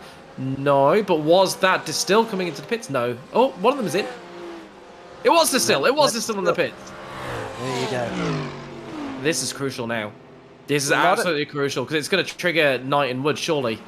Yeah, a lot of drivers setting green sectors, so they might have chosen a little less fuel, or not only green sectors, but green laps as well. Matty Dench set his fastest lap in the race that time around for 1:18.289. He's kind of parked it in there behind Thomas Martin, but Thomas Martin's been closing up on the back of Nick Wood as well. So Dench now 1.3 seconds the gap, but that's coming down pretty quickly. Richard King's been able to hang on to him. Yeah, no, we don't want anything to do with that. Thanks very much, kind of you to pay attention to us, but farewell. I'm talking to the chat bot on the right, of course. So it's all starting to close up. Jared Knight, 0.8 in front of Wood, who's only 0.7 in front of Martin, and Dench has got it down to a second, so he's back into the draft. King hanging on to Dench in 5th place. Then Cox, Arnott, Mulder, Wright and Hooper. Really important to point out, Distill coming out with 10 seconds of clear air in front of him. He is not going to get held up for quite a while. Riddell is the car in front of him, 10.5 seconds up the road. And that'd be a Porsche, and they don't like being upset by that curb. You can take a lot of the outside, but it will bring you undone more often than not. And she unleashed. First man into the 1:17s, a 1:17.9 on the last lap. A full half a second quicker, at least, than anything else we have seen in this race. Only Thomas Martin getting anywhere near him. So that's absolutely blistering pace from Denchi. He's seen Distill in the pits. It's like, now is my time. I need to get as many overtakes done in this pit stop phase as I can. And look at that. Knight, Wood, Martin, and Dench now all in the battle for the lead. On track, and Distill in the battle for the lead. But way down the road, having made his pit stop. You watch. Go, Adam. Interesting thing with the GT3s is they sort of have like a Goldilocks effect as the fuel runs out. It's like if you have like a full tank of, like, well, in this series about 50 odd 60 litres. Once you get down to 30 litres, you notice all of a sudden down the straights you start gaining time. Then once it gets down below 20, you start getting more time. It's like little steps as the fuel goes lower and lower. It's a big difference in lap time. They love it when the fuel comes out of them. What have you missed? You can go to Twitch and you can watch it all back right from the top. We covered the AM split for the first sprint race, where we're lap 15, just over halfway through this second race. But Matty Dench is sitting there, just he's only 1.5 seconds off the lead. And if he's been saving the fuel that I think he's been saving, this could put him certainly in front of Jared Knight. I wouldn't be surprised to see him save a good 2 or 3 seconds in the pit stops. He is an absolute master of pit stops and strategy, so look for that. Wayne Hewitt, sorry to see it. We saw you go off at with a little bit of a touch, and it was unfortunate. I'm not sure, we didn't have a real good look at it. Look at Dench, sorry Wayne, but enjoy the show. Matty Dench, 1/4 second. That little McLaren will disappear behind the BMW. If you take a front-on shot, you won't even see Matt Dench there until he pulls out of the draft. Yeah, and Matty Dench gonna go down the inside here for sure. No, look at that fuel saving. Massive fuel saving there from Denchi. So we know what his plan is. He's going to try and get this done in the pit stops. Just want to call out who's pitted and who hasn't so far. So you are cleansed up to Riddell. So Jared Knight to Riddell in 12th. They all have not pitted. After that, Distill is the leader of those who have pitted. Then it's Martin, King, Gleisert, Brooks, Dickerson, Jennings, and Burhoff. And there's not much of a gap between Distill, Martin, King, and Gleisert, but then Gregory Brooks 12 seconds back from Gleisert, so that's where the big gap is that a lot of the cars are going to be in the midfield, are going to be looking to feed into. Everyone else looking to try and feed out ahead of Distill as the lead runner to have pitted. Dench will be just wishing for these cars in front to disappear into the pits. Oh, that's wide. That's big. Oh, my goodness me. That is butt clenching. He'll have trouble getting out of that seat a little bit later on. Oh, how did he save that? I thought for all the world that was going into the wall. That was... Well, Wood ran just a little bit wide, and it's so often the case you can follow them off because there's no track markers, there's no clue of what's in front of you. As we said, the BMW is a big, fat, tall car.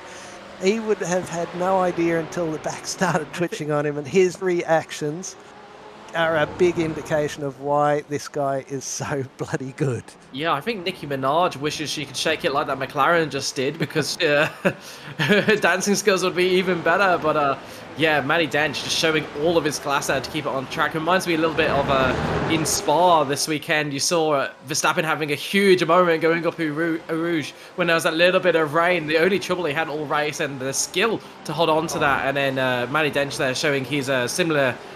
Not that he's going to be nearly as good as Verstappen, but similar thing there. All the danger and just managing to hold on to it when most drivers would have chucked it into the wall. Oh, that's Nice. amazing here. Mulder's into the pits. And that's Glycer getting ahead of King. Yeah, nice work from the young fella. Yeah, really, really. What you're seeing there is definitely a favour for the inside. The hairpin. I'm surprised we haven't seen more cars actually trying to defend the inside. It always feels like with the chicane that you can hold that outside and then it becomes the inside of the second part of the chicane. But what we haven't seen, but what I've seen previously, is if you do have that inside for the second part of the chicane, you're then forced to the inside for that fast corner onto the start-finish straight, which Wright has just come and stuck out evidently, and is trying to get back going again. And will have hit the inside curb there, I expect. You lose too much time. You lose too much time on the inside. So if you hold on to that outside, you can actually hold the outside line for that final corner and get the move done. And I'm not sure what happened there. That was weird. Yeah, and Jared Knight's in. Jared Knight is in the pits. So our leader has pitted, as has Cox, as has Arnett. I guess from bad to worse to white.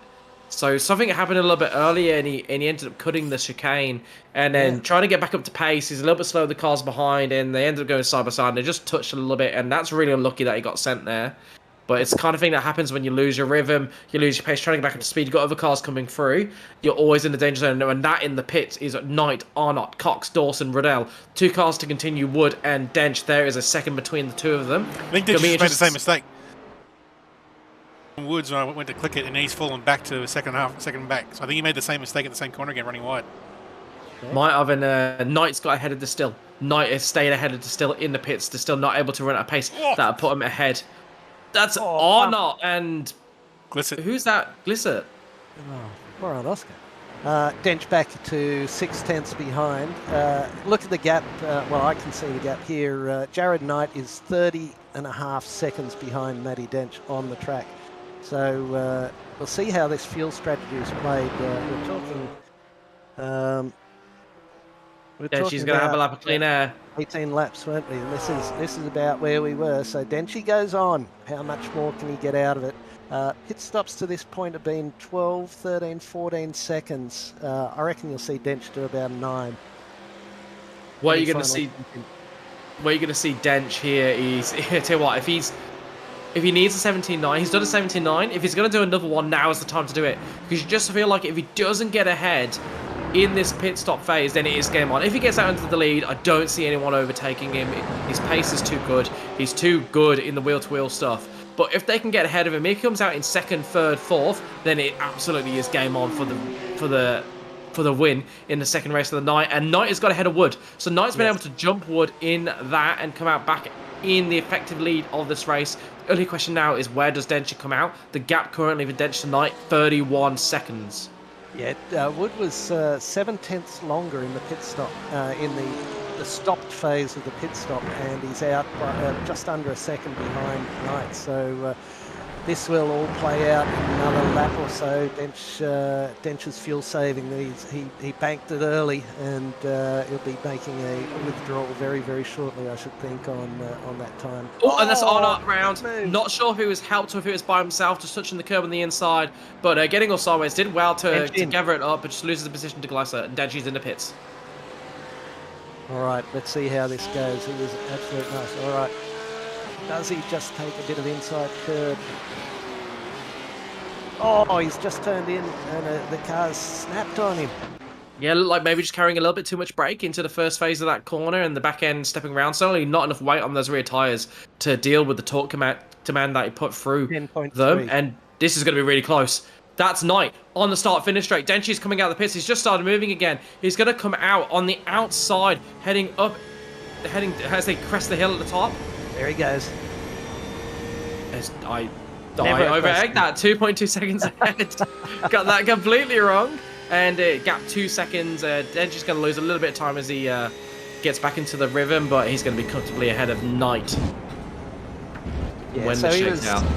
He was 2.3 seconds quicker than Jared Knight in that pit stop. And as we saw when Knight went in, he was just in front of Dench. So 2.3 seconds is a very nice win there. He was actually 3 seconds quicker than Nick Wood. So that's Matt Dench all over for you. And that's Arnott having Again? met the wall again. Was it again? I don't think it was again, was it? Oh, it's a replay. No, here we go. First time. Yeah, for the first time. At the same. Outside. Oh, that's hardy, that one. That'll send you to the dentist. Yeah, and I think he's going to join Wright, Chiplin, Woods, and Hewitt as our retirees from this race. He said it so he couldn't get it back. Yeah, this is a, like we said at the beginning of the race, it's a punching track, and so it's proving. It just how good the amateurs actually did, because we didn't have many retirements in the amateur race for Split Ron. I think we've had more in this race, so it just shows you how good the amateurs actually did around Road Atlanta. It'll be interesting to see how the lap times compared, particularly with, I forget the name of the fella that won the race, but he was stonking out front. Freya, yes, thank you. Yeah. And then we got here on screen, this is Adams ahead of Dickerson, ahead of Dawson. Really close between the four of them, actually, if you include Christensen in that battle. I believe it's Freya's first night too, so after I crunch some numbers tonight, he may be up a split next week. Well, Mr. McIntyre was pretty quick in that, although he had a few incidents, he was right there with the same sort of lap time. Yeah, Freya, I did call that early on that I expect he might be having a lovely little invite in his inbox. And Cox has just got past Distill for that's what we're watching on board. That's Cox in the pink and white car. Either way, that car, and then the other car being driven by Matt Distill, the Beamer, and Distill's gonna get it done on the inside. Oh, Cox getting all out of shape, trying to hold the inside line, and that's gonna let Martin through. Yeah. That's a beautiful livery as well for Thomas Martin. Really love that livery. Tenchi last lap round, 17.92, and his best of the race was a 17.9. Well, 919 versus a 927, so it was 8 thousandths of a second quicker, slower than his best lap. Well, that 3.5 seconds. That could have been a disaster there, but both drivers doing really well to get through it cleanly. And there's a really tight battle between Jared Knight and Nick Wood for second place. Quarter of a second between the two of them. That was what you saw in the foreground, just as we were showing that battle between the Distill and Martin. Here we go. So that's Jared Knight almost taking one up the backside from Nick Wood. That is not a good time for wouldn't be a good time for Knight if they had made contact. But thankfully, they managed to keep a bit of air between the two of them. But I dare say they're going to get even closer down the chicane. Wood's got a good run coming down the straight. Is he going to go for the inside, the outside? Where's Nick Wood going to go? We haven't seen many people defending the inside, which really, really surprises me. And again, Nick Wood's going to hold on around the outside. Going to give... Jared Knight's going to be around the outside. Nick Wood going to have the inside, and he's going to have the move done because he's just going to stay there. And that's it. Job done. Nick Wood into second place in this motor race.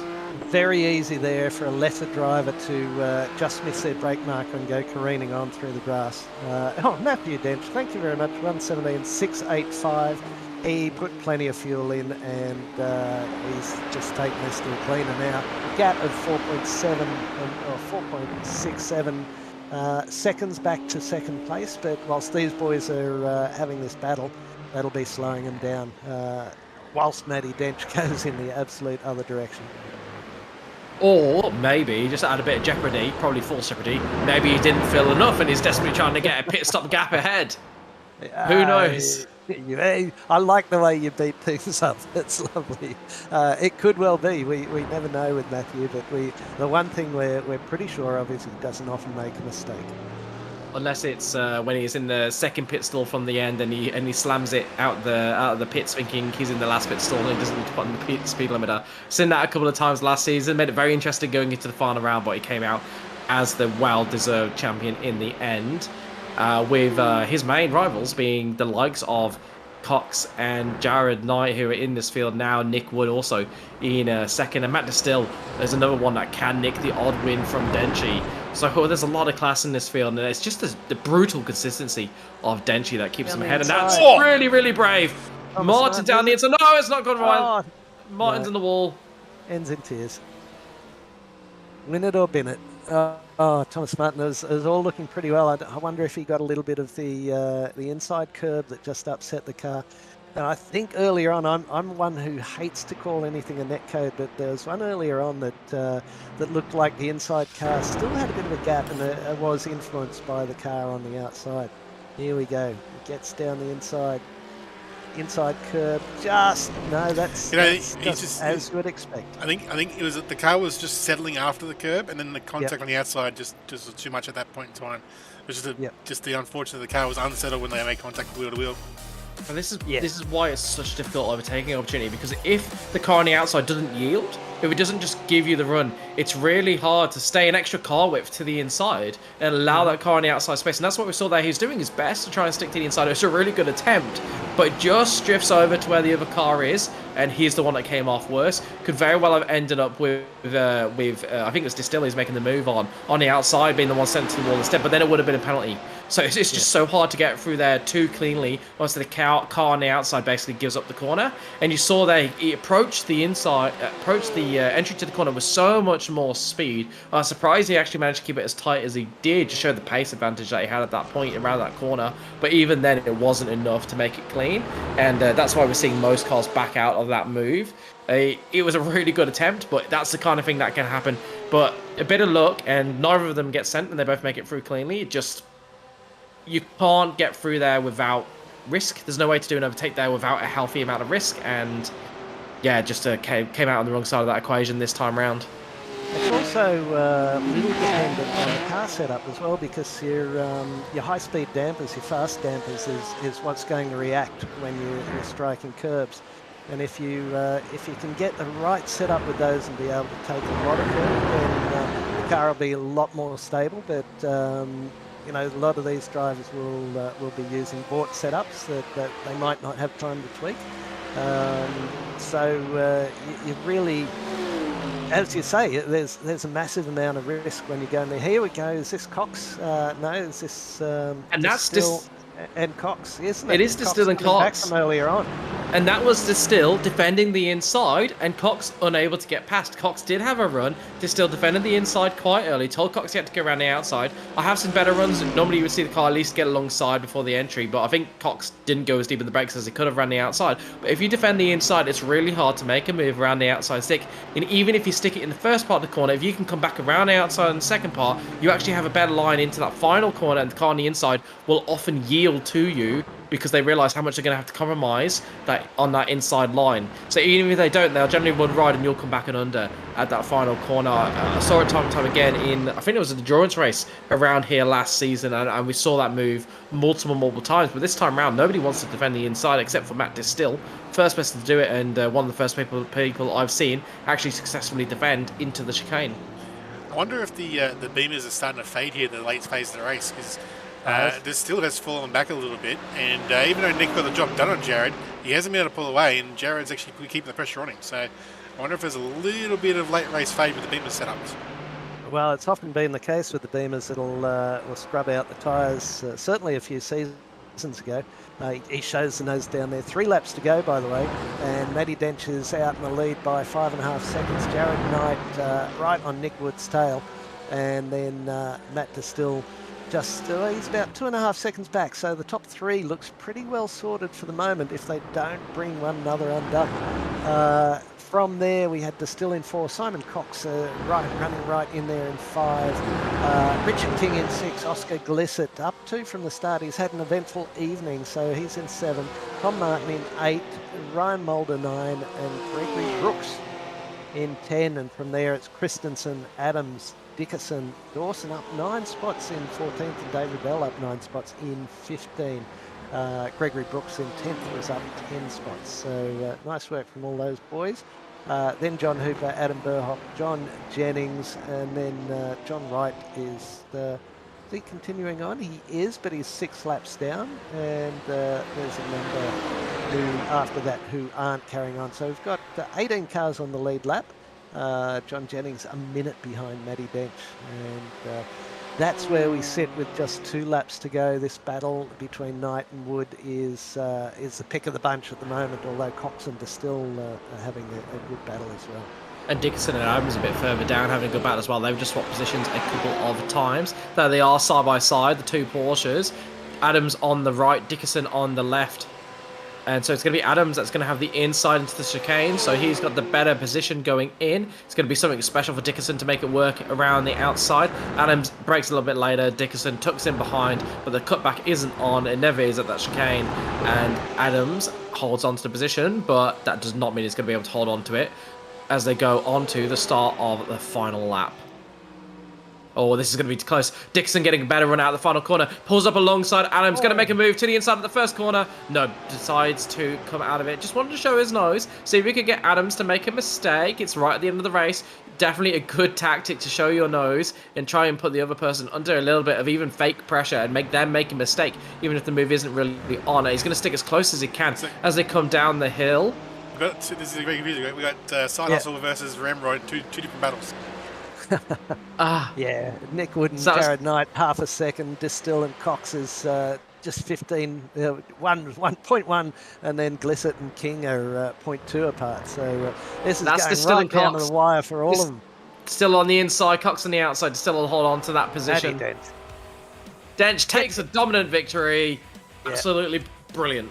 Get your hands out, bang them together, as our inimitable friend would say. Well done, Matty Dench. Oh! Matty Dench doing Matty Dench things. Oh my word, that's incredible across the line. Who was that? King and Glissett.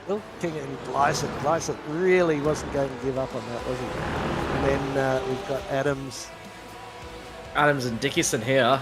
Adams is going to bring it home ahead of Dickinson. So it was Dench in first place, Wood in second, Knight in third, final place on the podium for Knight.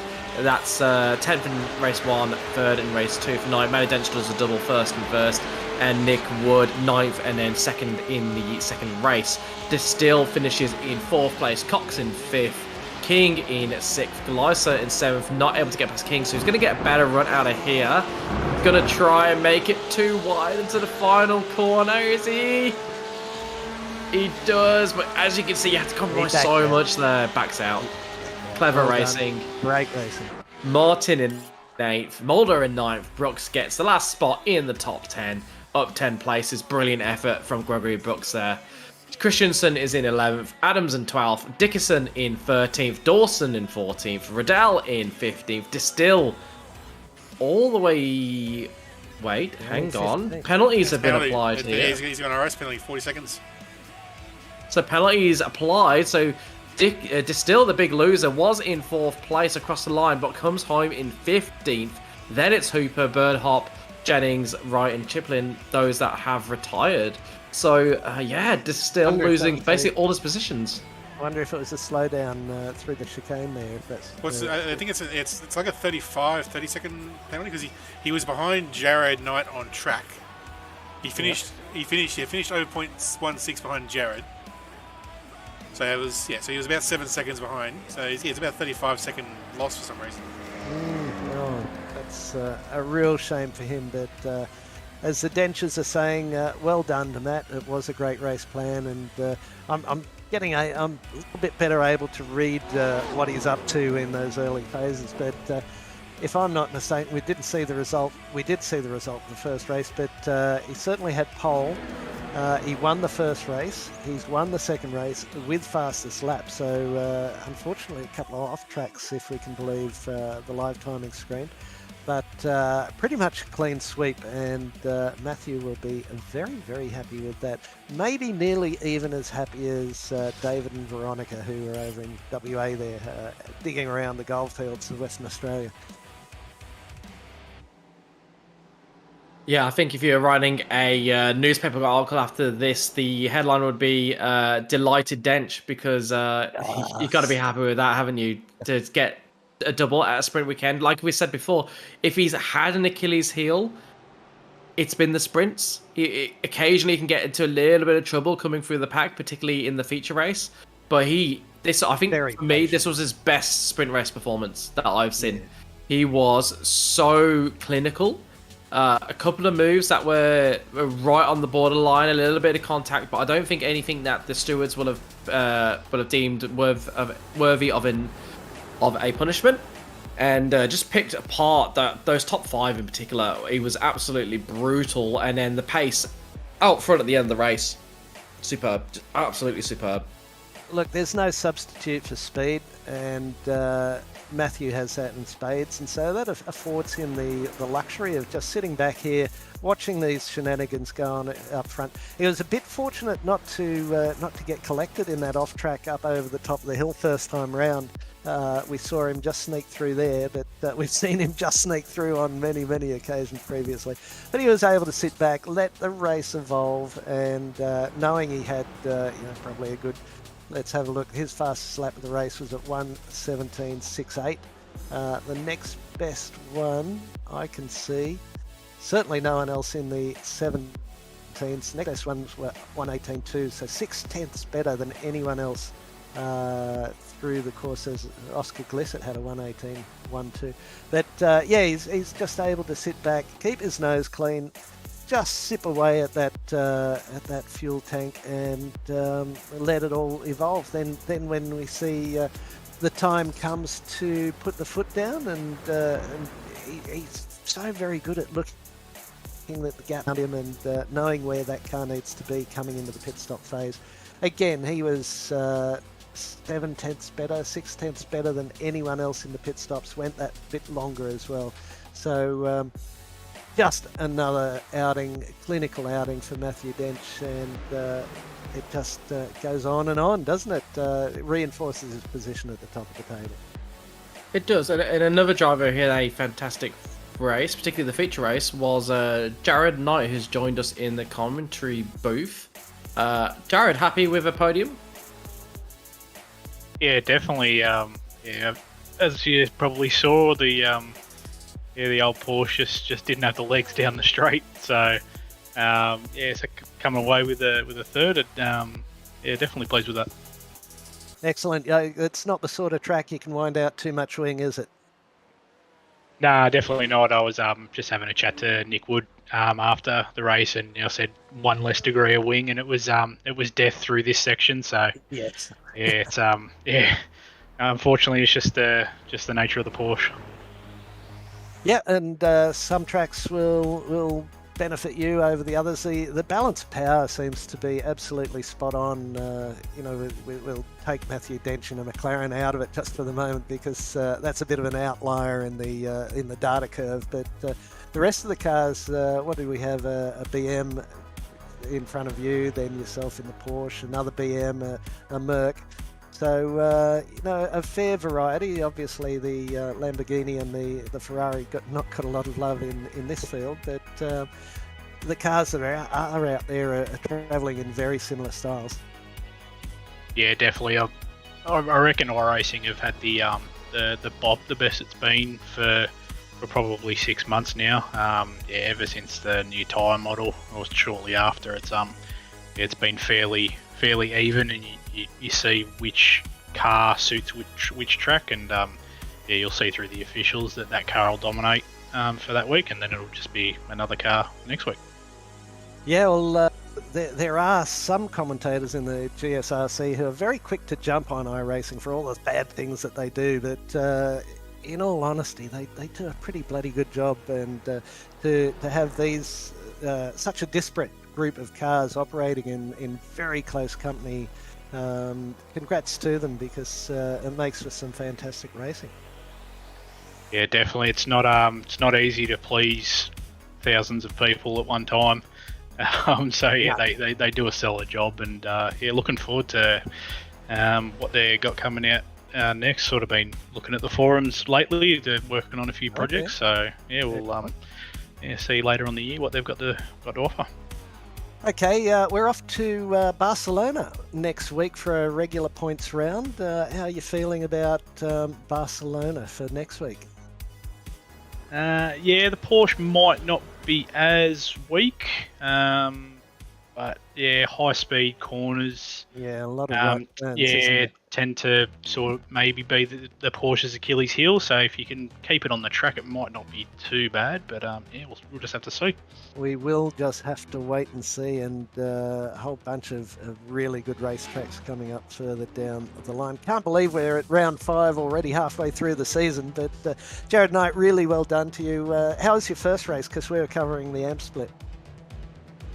First race was good. Qualified P11 and yeah, finished P10. So yeah, beneficiary of the reverse top 10. So yeah, made the most of that. So it's been a fair old night. Yeah, well, first position in the GT4s as well. So yeah, not terrible. Race, yep. Yeah, that was a really well played event in the GT4. You're nice and patient there, and I'm very proud to say that you won the Orbic Commentator's Choice of the Evening, and you'll have a GSRC shirt coming to you courtesy of Pete Matson and the Orbic folk there, who are a fantastic sponsor of that GT4 series. Oh, sensational! Yeah, thanks to Orbic for sponsoring that series, and yeah, I'm not actually sure how I pulled that off, because I certainly wasn't fuel saving, and then yeah, when the stops were done and I come out behind Shorty there, yeah, I was quite surprised, and yeah, Shorty was nice enough to just step aside as it was coordinated, was it? Yeah. I'm obviously fighting in the championship, and he's just a one race bandit, so it was yeah, nice of him to do that. But yeah, the old Aston was very nice around Road America today. Well, as you say, you're a bit surprised, but it's always better to be lucky than good, they say. If you can combine the two, it goes a hell of a long way. And well done to you, sir. You'll be coming back for another race, I should think. Oh yeah, definitely. I'll be there next week. I don't know about Sean, but if he shows the pace that he did tonight, yeah, you definitely should stay around. Absolutely. Well done to you, mate. Great work getting onto the podium there, and a whole bunch of points coming your way, I would think. So terrific job from you. And Liam, I'll let you throw to the man of the moment for this evening's racing, and we'll see what insights he has for us this evening. First question for you, Dentry. We saw you get the victory in race 1, victory in race 2, pole position, fastest lap in race 2. Did you get the fastest lap in race 1 and hence the absolute clean sweep? I did. And incident points? Incident points in both. We had a couple of code brown moments in both races at the exit of turn 5. Yes, yeah, I suggested you might be needing a little assistance to get out of your chair after one particular butt-clenching moment there. Yep, most definitely. Yeah, just if the car understeers at the mid-corner in turn 5, you hit that exit curve awkwardly and the car just gets kicked around quite badly. Yeah, well, there was one there, you were right, was it Simon Cox you were right behind at that stage? So you were right on someone's hammer, and they ran just a little wide, and you beautifully followed them and gave you a real tank slapper there. So yeah, I think that's the one I was referring to when at that point in time. But absolutely brilliant. You've got that McLaren singing rather nicely. So what else have you got for us, Matty? It's just week in, week out the M Dent show. Yeah, like I'm pretty surprised. Like the McLaren's any good around here. Like just driving it around here just feels like you're just like really babying the car through quite a few of the sections because it just wants to murder you all of the time. Well, it still seemed to have enough in it, or either it or you, or the combination of both, to bring it to the boys. I feel like I'm getting a pretty good read on your races. The reverse 10 there, it seemed you were happy just to sit there and let the race evolve, not let anyone get too far ahead. But at the Charlie Hill first lap could have been very, very tragic, because two of the boys had a moment up there and you were able to just slide through on the racing line. Yeah, the opening laps have just been super cautious with the car. It's dangerous when the tyres are warm, so yeah, you just got to be super careful on the cold tyres. And yeah, we tried to put a move on Wayne Hewitt there, and I wanted to go around the outside, and then half thought about it, and then I tried to back out of it, and he just sort of come across my nose and sent him off into the grass, unfortunately. And that was deemed a racing incident, or had he not called that in? I didn't see anything in the chat there, so he might not have called it in. Okay. Yeah, and then we just saw a moment ago you and Cox side by side down through this corner here, the last corner on the track. That was very, very close as well. I think there might have been a little bump there. Yeah, it's always a tricky one. I tried to cut the inside curb just to try to leave as much space as possible for him. But as soon as I touched that curb, it just pushed me straight back across the track, and we slammed doors there. And I got a bit squirrely, and he just drove off into the distance. So.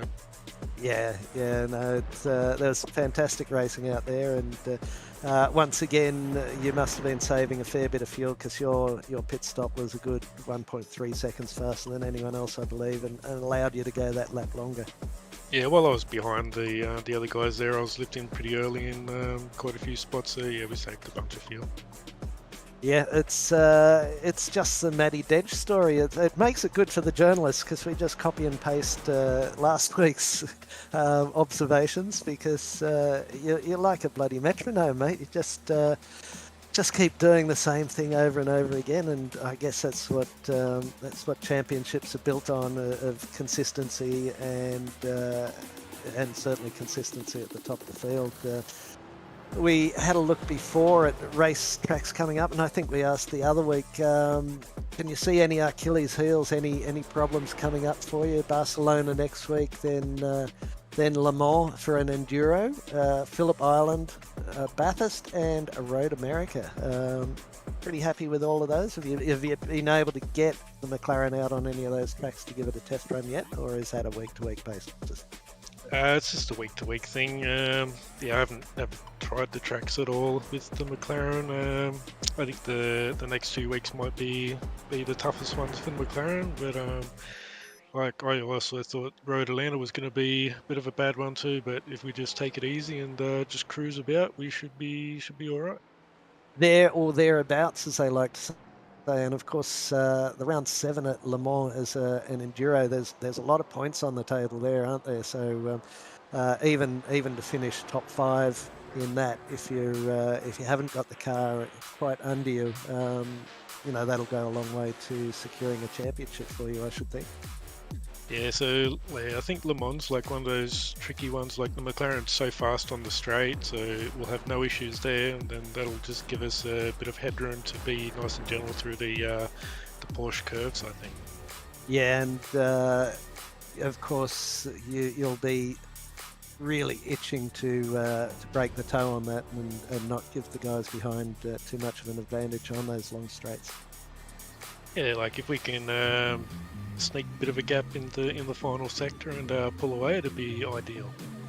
Absolutely, and I'm sure that's very much the way it'll go to a large extent. So Matt, we won't keep you any longer. It's not an hour and a half post-race show tonight. So thanks for popping in as always. Thanks to your mum and dad for viewing with their. I think they got a Starlink system running up there in the Goldfields. They did say something about some internet access there. So thanks them for being GSRC's number 1 and number 2 supporters, and we wish you well next week. Zach will be back, and he'll be having a good time around Circuit Barcelona with you as well. So well done, sir. Look forward to more great racing from you. Yeah, thanks. We'll catch everyone later in the week. Good on you, Matt. Liam, would you like to ask the young fella a couple of questions? You had some spectacular battles at that race. Can you just talk us through a couple of them? To be honest, I can't remember most of them. Yeah, that means it was a busy night. Yeah, it definitely was. Now, sorry, Liam, we are talking with Oscar Glissett from the Side Hustle Racing. Of course. Yes. Yeah, so we had a bit of incident, didn't we, yesterday? Was it you? Whoops. Yeah. Actually. Yes. There may have been a T-boning incident into the first corner at at Monza in the endurance race. For those of you that weren't around watching the endurance race, which is always awkward when you then have to get into the commentary booth and put your hands up as to what's gone on while you've been off air. Yeah, but much better round for you tonight. Really close between you and King at the end there. Did you think you could get him into the final corner? Or did you pull out in the end? So, I sort of lifted at the end because I didn't really want to end up taking him out, but I underfueled the car, so for the last like 5 laps I was just trying to save fuel behind him, pretty much. So it kind of benefited you having him a little bit ahead then, just to help you save the fuel. If you'd have been ahead, you might have struggled a bit more at the end there. Yeah, 100%. Was that an error in fueling, or was it a what you intended to put in, but it was just a wee bit short? Yeah, well, I planned to put that much in, but the calculator decided I needed more. And at the end of the day, calculator wins. Yep. Well done. How old are you, Oscar? You're a fairly young bloke, aren't you? Just turned 18. There you go, another one of our young stars. I keep seeing Side Hustle Racing's reviews on our Facebook page. They do a great job as a team. A good bunch to race with. Yeah, 100%. Always, every race, have a bit of banter each other in the races. Are you working together insofar as race setups and the like, or is it pretty cutthroat among the team? Oh, whoever practices, we tell each other how the car feels, setups, what they change and all that, test it until we find a set we all like. Excellent. Good on you, Oscar. Liam, got anything else for him? How did there was more than one Side Hustle Racing car in the Enduro, wasn't there, in the end? Yeah, I think we had 3, 2 on the GT3 and 1 in LMP. And how did you go in the end? One got disqualified really early. That's right, yes. We got 10th in the end, I believe, and the LMP's guys got 6th, I believe, in the end. That's pretty decent then. And to back it up with a strong performance here tonight, I saw there was a bunch of Side Hustle Racing cars throughout both splits. Really swarming the GSRC, which is awesome to see your support. Do you have any sponsors or anyone you'd like to thank? Plum on Plumbing and Fuge Construction would be our sponsors. Thanks to them. Wouldn't have anything to do with L Fuge, who we've seen racing earlier in the night, would it? No. Why would you say that? Oh, just a hunch. Fuge is an unusual name, and Tim Fuge, I imagine, is I'm thinking is probably part of it. But well, is it Plumber Plumbing? Did you say? Plum on Plumbing. Plum on Plumbing. It's always good to have a plumber around the place. Big shout out to those guys. And who's the team boss at Side Hustle? That'd be Adam Holland. Adam Lee Holland has been around the club for quite a while, so good work from him. He's really built up quite a stable of cars and drivers.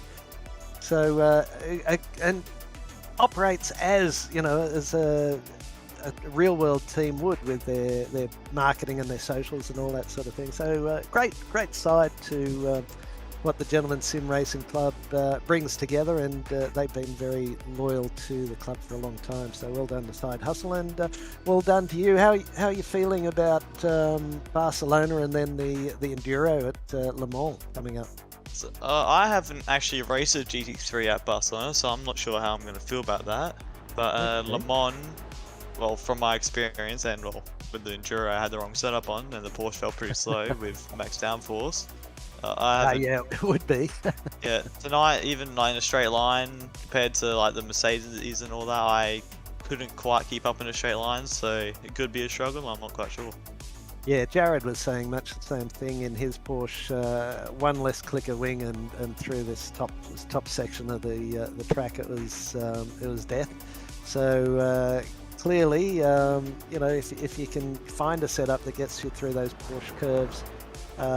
And you can find a routine that works through the chicanes, then the straight line speed hopefully will get you there with a little bit less wing. But great result from you tonight. You're travelling very nicely in the championship. So what were your goals for the championship coming into the season, and where do you think you'd be happy to finish up? At the start of the season, I was hoping for a top 5 because last season I narrowly missed out because I had a rough round at Bathurst. How I'm going now, if I don't have any more mistakes, I'm going to try to aim for a top 3, I reckon. Nice to have a goal like that, and you're not too far away. It'll be really interesting when we get to drop rounds in just a couple more rounds as well. But we've got Bathurst waiting in the wings for you there, and Phillip Island as well. Great back half to this season. Really wishing you all the best, and we'll see you about the traps, no doubt, of GSRC, and you'll have the inimitable Zach Caban back in the booth next week to have a chat if you feel like dropping in and having a chat with him then. Yeah, 100%. Well done, sir, and onwards and upwards. Alrighty, Adam, that brings us to probably a bit of housekeeping. We haven't done a run through on the sponsors if you have it available. You're probably running through Split points, are you? It's getting close to it. I'll do the honours without the graphics if you like. Orbic, of course, we're very happy to have them on board as a sponsor. Bringing us the GT4s on a Monday night. Then we've got Waste Options, who have been very good for the club, and a number of the drivers over the course of a couple of seasons now. Thank you, Waste Options, for the Monday night sponsorship of the GT3s. We then go to some of our other sponsors. Flash Graphics, that is the company of John Simpson, who is the Vice President of the club at the moment, and we'll have a little bit to say about the forthcoming annual general meeting shortly. So Flash Graphics, thank you to you. Fisher & Dorr Lawyers, they're one of the very good sponsors of the Blackout team. So thank you to Fisher & Dorr Lawyers above and beyond. Then we have Astute Finance, Insurance and Wealth. I believe they're also sponsors of that team, the Blackout team, who run so fantastically well in the Porsche Cup on a Thursday night, I think it is these days. Login Systems have been really good sponsors of our Enduro series, and without them there would be no broadcast at all. So really interesting season of or rounds of the Endurance series, generally late in the month, and first round just completed. So Login Systems, thank you very much to your support of the club as well. And of course, we mentioned it before, the Blackout Electrical Solutions Porsche Cup on a Thursday night is always some fantastic racing, and the Blackout boys have been working so very hard to try and catch the same bloke who wins a lot of these GT3 races, Matt Dench, and the PG, I think it's PGZ team that he runs for. But Blackout Solutions are a wonderful sponsor of both that team and the club, and we again thank them very much for all they do. I did mention the annual general meeting that's coming up. There's notifications on Discord and Facebook. I think there's also meetings there, notices there. Coming up in the very near future, and I think there's 7 critical roles within the club, president, vice president, etc., and then there's a whole bunch of subsidiary roles that the club would love to have anyone who's racing with us, or anyone who is a keen follower of anyone in the club who might want to, I should think if you want to be part of the committee, they might look at perhaps a complimentary membership to move you in there, but that's, I'm talking out of school because I know nothing about that. But yeah, we're certainly looking as a club for more people to just spend a couple of hours, maybe even an hour a week with some of the roles, running series, setting servers and the like. So keep an eye out for the annual general meeting info. We would love to have some new guys spending a little bit more time in the back room of the club, and that also goes for anyone who wants to get into the broadcasting or commentary side of things as well. We'd love to have a greater stable of commentators across the club, and it'd be nice to have a couple of backups in the broadcasting as well. So lots going on around this club, this little club that's a not-for-profit organisation and runs only on the sweat of club members, and of course the wonderful sponsors that we've mentioned previously. Time for you to do some talking, Liam. It absolutely is, and of course, the club is here to give you racing just about every night of the week. So let's run through what we've got coming up this week. We've got the up-and-comers at Laguna Seca, the best place to go racing if you are new to iRacing. I wish I'd known about it when I started. My iRating, sadly, is about 100 too high to be in there. So it's something I missed out on. I wish I'd known about when I started. So if you are starting, that is the perfect place to get involved. And it is the Mazda MX-5 at Laguna Seca this week, and it is free sprint races. Then on Wednesday, we've got the Formula Fords live from Donington Park at 7:30 p.m. Again, that's going to be free sprint races. Formula Fords, a great starter car to go racing in, really close racing, a little bit easier to control, I think personally, than the Formula V. Very similar to the Skippy in behaviour, the fact that you can go side by side pretty easily and change your line partway through the corner if you need to. So that's a really good place to go racing. Following on from that, we've got the V8 Supercars from Road America, really popular series. Get involved in that, and that is a 60-minute race. Then on Thursday, we're bringing you a broadcast. That's put on by Daniel Saar, a new addition to the club, and very thankful to have him on board. And Hanley Pedler, judging by his results tonight. And he will be bringing you the broadcast for the Production Car Challenge with Zach in commentary. And that is the Aston Martin DBR9 at Magny-Cours, 2 sprint races there at 7:30. Followed by one of the crown jewels of the GSRC, along with the GT3s. It is the Porsche Cup from Road America, 60-minute race. Go there to watch Matty Dench try and defend his crown from a whole host of very, very fast drivers, I believe led by Corey Lazarus at the moment. Yes, I think he's going great gun. Yeah, Corey's leading the charge, but Samuel Sproul was also on his heels last week. And there's a few other guys as well, just giving him a hurry up. So they're all slowly getting closer and closer to him, but he's just still got that edge. And Yeah. that is that. A lot go on. Sorry, mate. I was just going to say a lot of Road America this week. Someone must have been copying the paper of the race organizer next to him this week. Road America, Road America, Road America.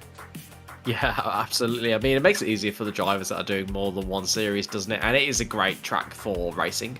So not surprised to see it be popular here. And that broadcast, of course, is brought to you by Blackout Electrical Solutions. Then, on Friday, we've got the Wings and Slicks Formula 3 live from Circuit de Jerez. There you go. Yeah, got it right this time. Nailed it. From Jerez, 2 sprint races, Formula 3s. Really good fun cars to race, good fun cars to lap. Obviously a bit more difficult than your a lot of your tin tops, but really good if you want that blast of extra pace and more controllable than the real fast single seaters like your Indy car. Then on Saturday night we've got the Mountain Men. Every Saturday we go around Bathurst in different cars, and this time it is 32 laps in the Mustang FR500. And then next Monday we'll be back on your screens, live into your living rooms, your bedrooms, on your phone, however you decide to watch us, starting with the GT4 from Willow Springs. Despite what one of the drivers said about it being a high-speed track, I don't know if I would call it that. It's quite an interesting track. Some of the corner profiles similar to, I would say, Canadian Tire Motorsport Park. Mm-hmm. So that could be an absolute cracker. Quite a bit of rise and fall, I think, there too, because that's brand new to the server, isn't it? Yes, it is, and it could be a lot of collisions as well. It's not one I'm expecting to go well at. I will admit to that. Then, following on from that, we got the GT3 series at Catalonia, 60-minute race, and we're bringing you the amateur splits. That's going to be absolutely cracking, particularly if we get the numbers like we got tonight. 35 cars in the server. Absolutely wonderful to see. The GT3 is the crown jewel of the club. If Porsche Cup is one of the crown jewels, the GT3 is the crown jewel of the club. And I'll be in the broadcasting booth for that alongside Zach Caban. He'll be bringing you the GT4 and the GT3. I'll just be alongside him for the GT3. I think you've got a week off. Is that right? Right for next week, Grant? Well, I was supposed to be having the season off, and I think I've done more races than Zach has on a Monday night. But, yeah, it's you all have. good fun. It's been brilliant to have you alongside us and filling in for Zach. Wonderful to have someone that can fill in, and of course you always do a brilliant job, Grant. And you can do the broadcasting as well. So the producing, so really handy bloke to have around. And I'm glad you're still involved and still doing stuff, even if you are sort of retiring a little bit from the club for now. Yeah. And that brings us to GSRC merch.myshopify.com or merch.tgsrci.com. There you can get your t-shirts, and of course Jared Knight picking up one of those fantastic shirts courtesy of Orbic. We got hoodies, we've got t-shirts, we've got beer coolers, or even you could slip your spicy cola into that. Key-rings by the looks of it as well, so plenty of going on there. And at that same website you can look after all your membership needs. You can join up, and you can also, there's a page there for the stewards, that if you've been racing with us and you have an incident which you would like someone to have an impartial view of, then you can submit a short iRacing replay, and you'll have some of the very best drivers in the club and stewards having a look at that and make a good judgment. This is your baby, so I'll let you do the endurance. Yeah, we had an absolutely cracking first round at Monza. 10 cars in the LMDH, about 25 in the GT3s to make 35 cars on track. Multi-class racing coming to you from the GSRC for the first time in quite a while. It was absolutely spectacular watching the LMDHs carve their way through the GT3s, having their own battles at the same time, interrupting the GT3 battles. The GT3 desperately trying to stay alongside the car they're battling and let the LMDHs pass both cars at once, or trying to stop that from occurring. It was spectacular. Almost everyone was well behaved. I think I was the naughtiest in that. And it was absolutely spectacular. Everybody, it was a really good race because people were buzzing in the chat afterwards, messaging about some of their moves and some of the stuff that happened. So that was absolutely wonderful, and that will be backed up by a second round at Road America on the 3rd of September. Entries are still open if you want to get involved, put a team together and get in for Road America. We've just seen the cracking races that it can bring us in the GT4s. You're going to see more evidence of that later in the week with the supercars and the Porsche Cup, and then we'll be back here on the 3rd of September for the 4 hours of Road America. And I'd said previously that they were late in the month, but this second half of the season appears it's the first weekend of the month in most instances, and a bunch of others coming up there. That's just about it. I don't think we've got anything left to do apart from points. Maybe Adam, if you're happy for us to have a look at that. I'm not sure if you're in a position to do so. Oh, it looks like you are. Look at that bloke at the front. He's absolutely streaking away with this at the moment, and 294 points plays Simon Cox 218. Nick Wood doing a pretty good job hanging in there, 198. Oscar Glissett, as we heard before, he was happy for a top 5 at the start of the season. Now he wants to hop up on that podium, so a little bit of work to do. Last week he had a 22nd in that second race, so that has smacked him in the face a little bit. Was that last week? Yes, it was. And so he'll be looking forward to drop rounds coming out. Jared Knight then doing a good job in 5th, climbing up, as we can see, a couple of places. Richard King, Glenn Arnott, Reese Dickerson, Wayne Hewitt. He'll be putting tonight's in the waste bin of drop points, I'm sure. And Alan Holgerson, who is not present this evening, quite a few not with us this evening, but that's the points as they stand after this evening for the Waste Options GT3 Pro Series. I don't think, just looking, that you have the AM split, so we'll leave it at that for the time being. They'll pop up very soon. And that brings us, I think, Adam, what's this? GT4s. Look at Sam Ewers starting to stretch his legs a bit there in the 1.9 MX wraps. Nice evening for him this evening. Look at that, quali second, 3rd in the race tonight, and 0 incidents. And by the looks of it, the only one to pick up a 0 incident. So those 54 points hold him at the top of the page there. Jared Knight 223, goes up a spot, and Greg Favell drops a spot, but just 3 points behind Sam Chapman after a catastrophic week the other week when he qualified in first, and the internet hamster just fell off his wheel. So paid him no luck that week at all.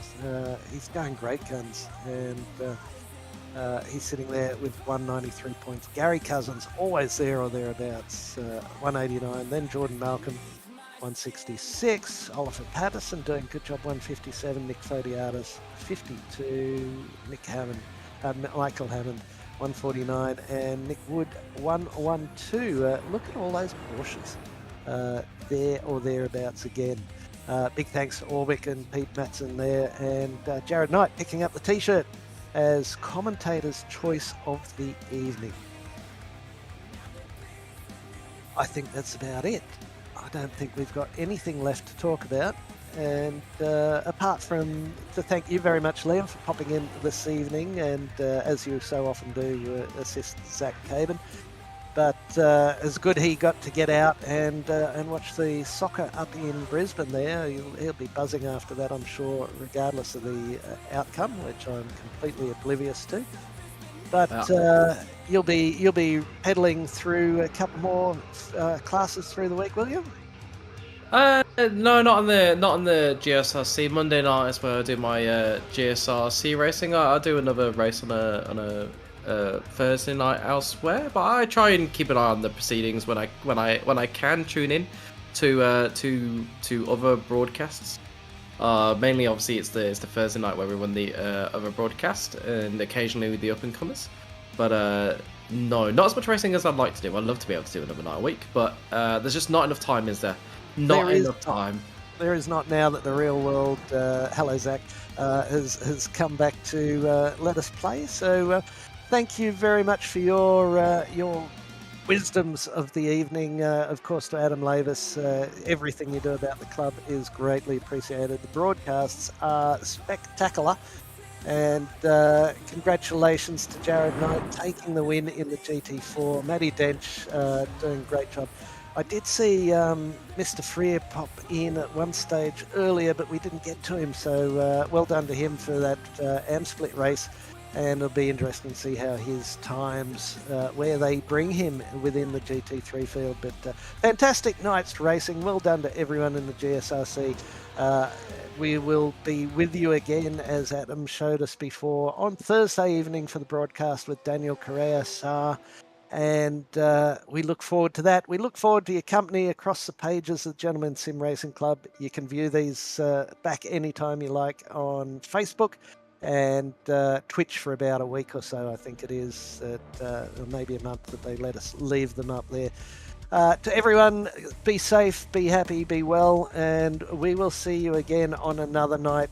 Good evening from everyone at the GSRC, and we'll be back again with you shortly. Good night.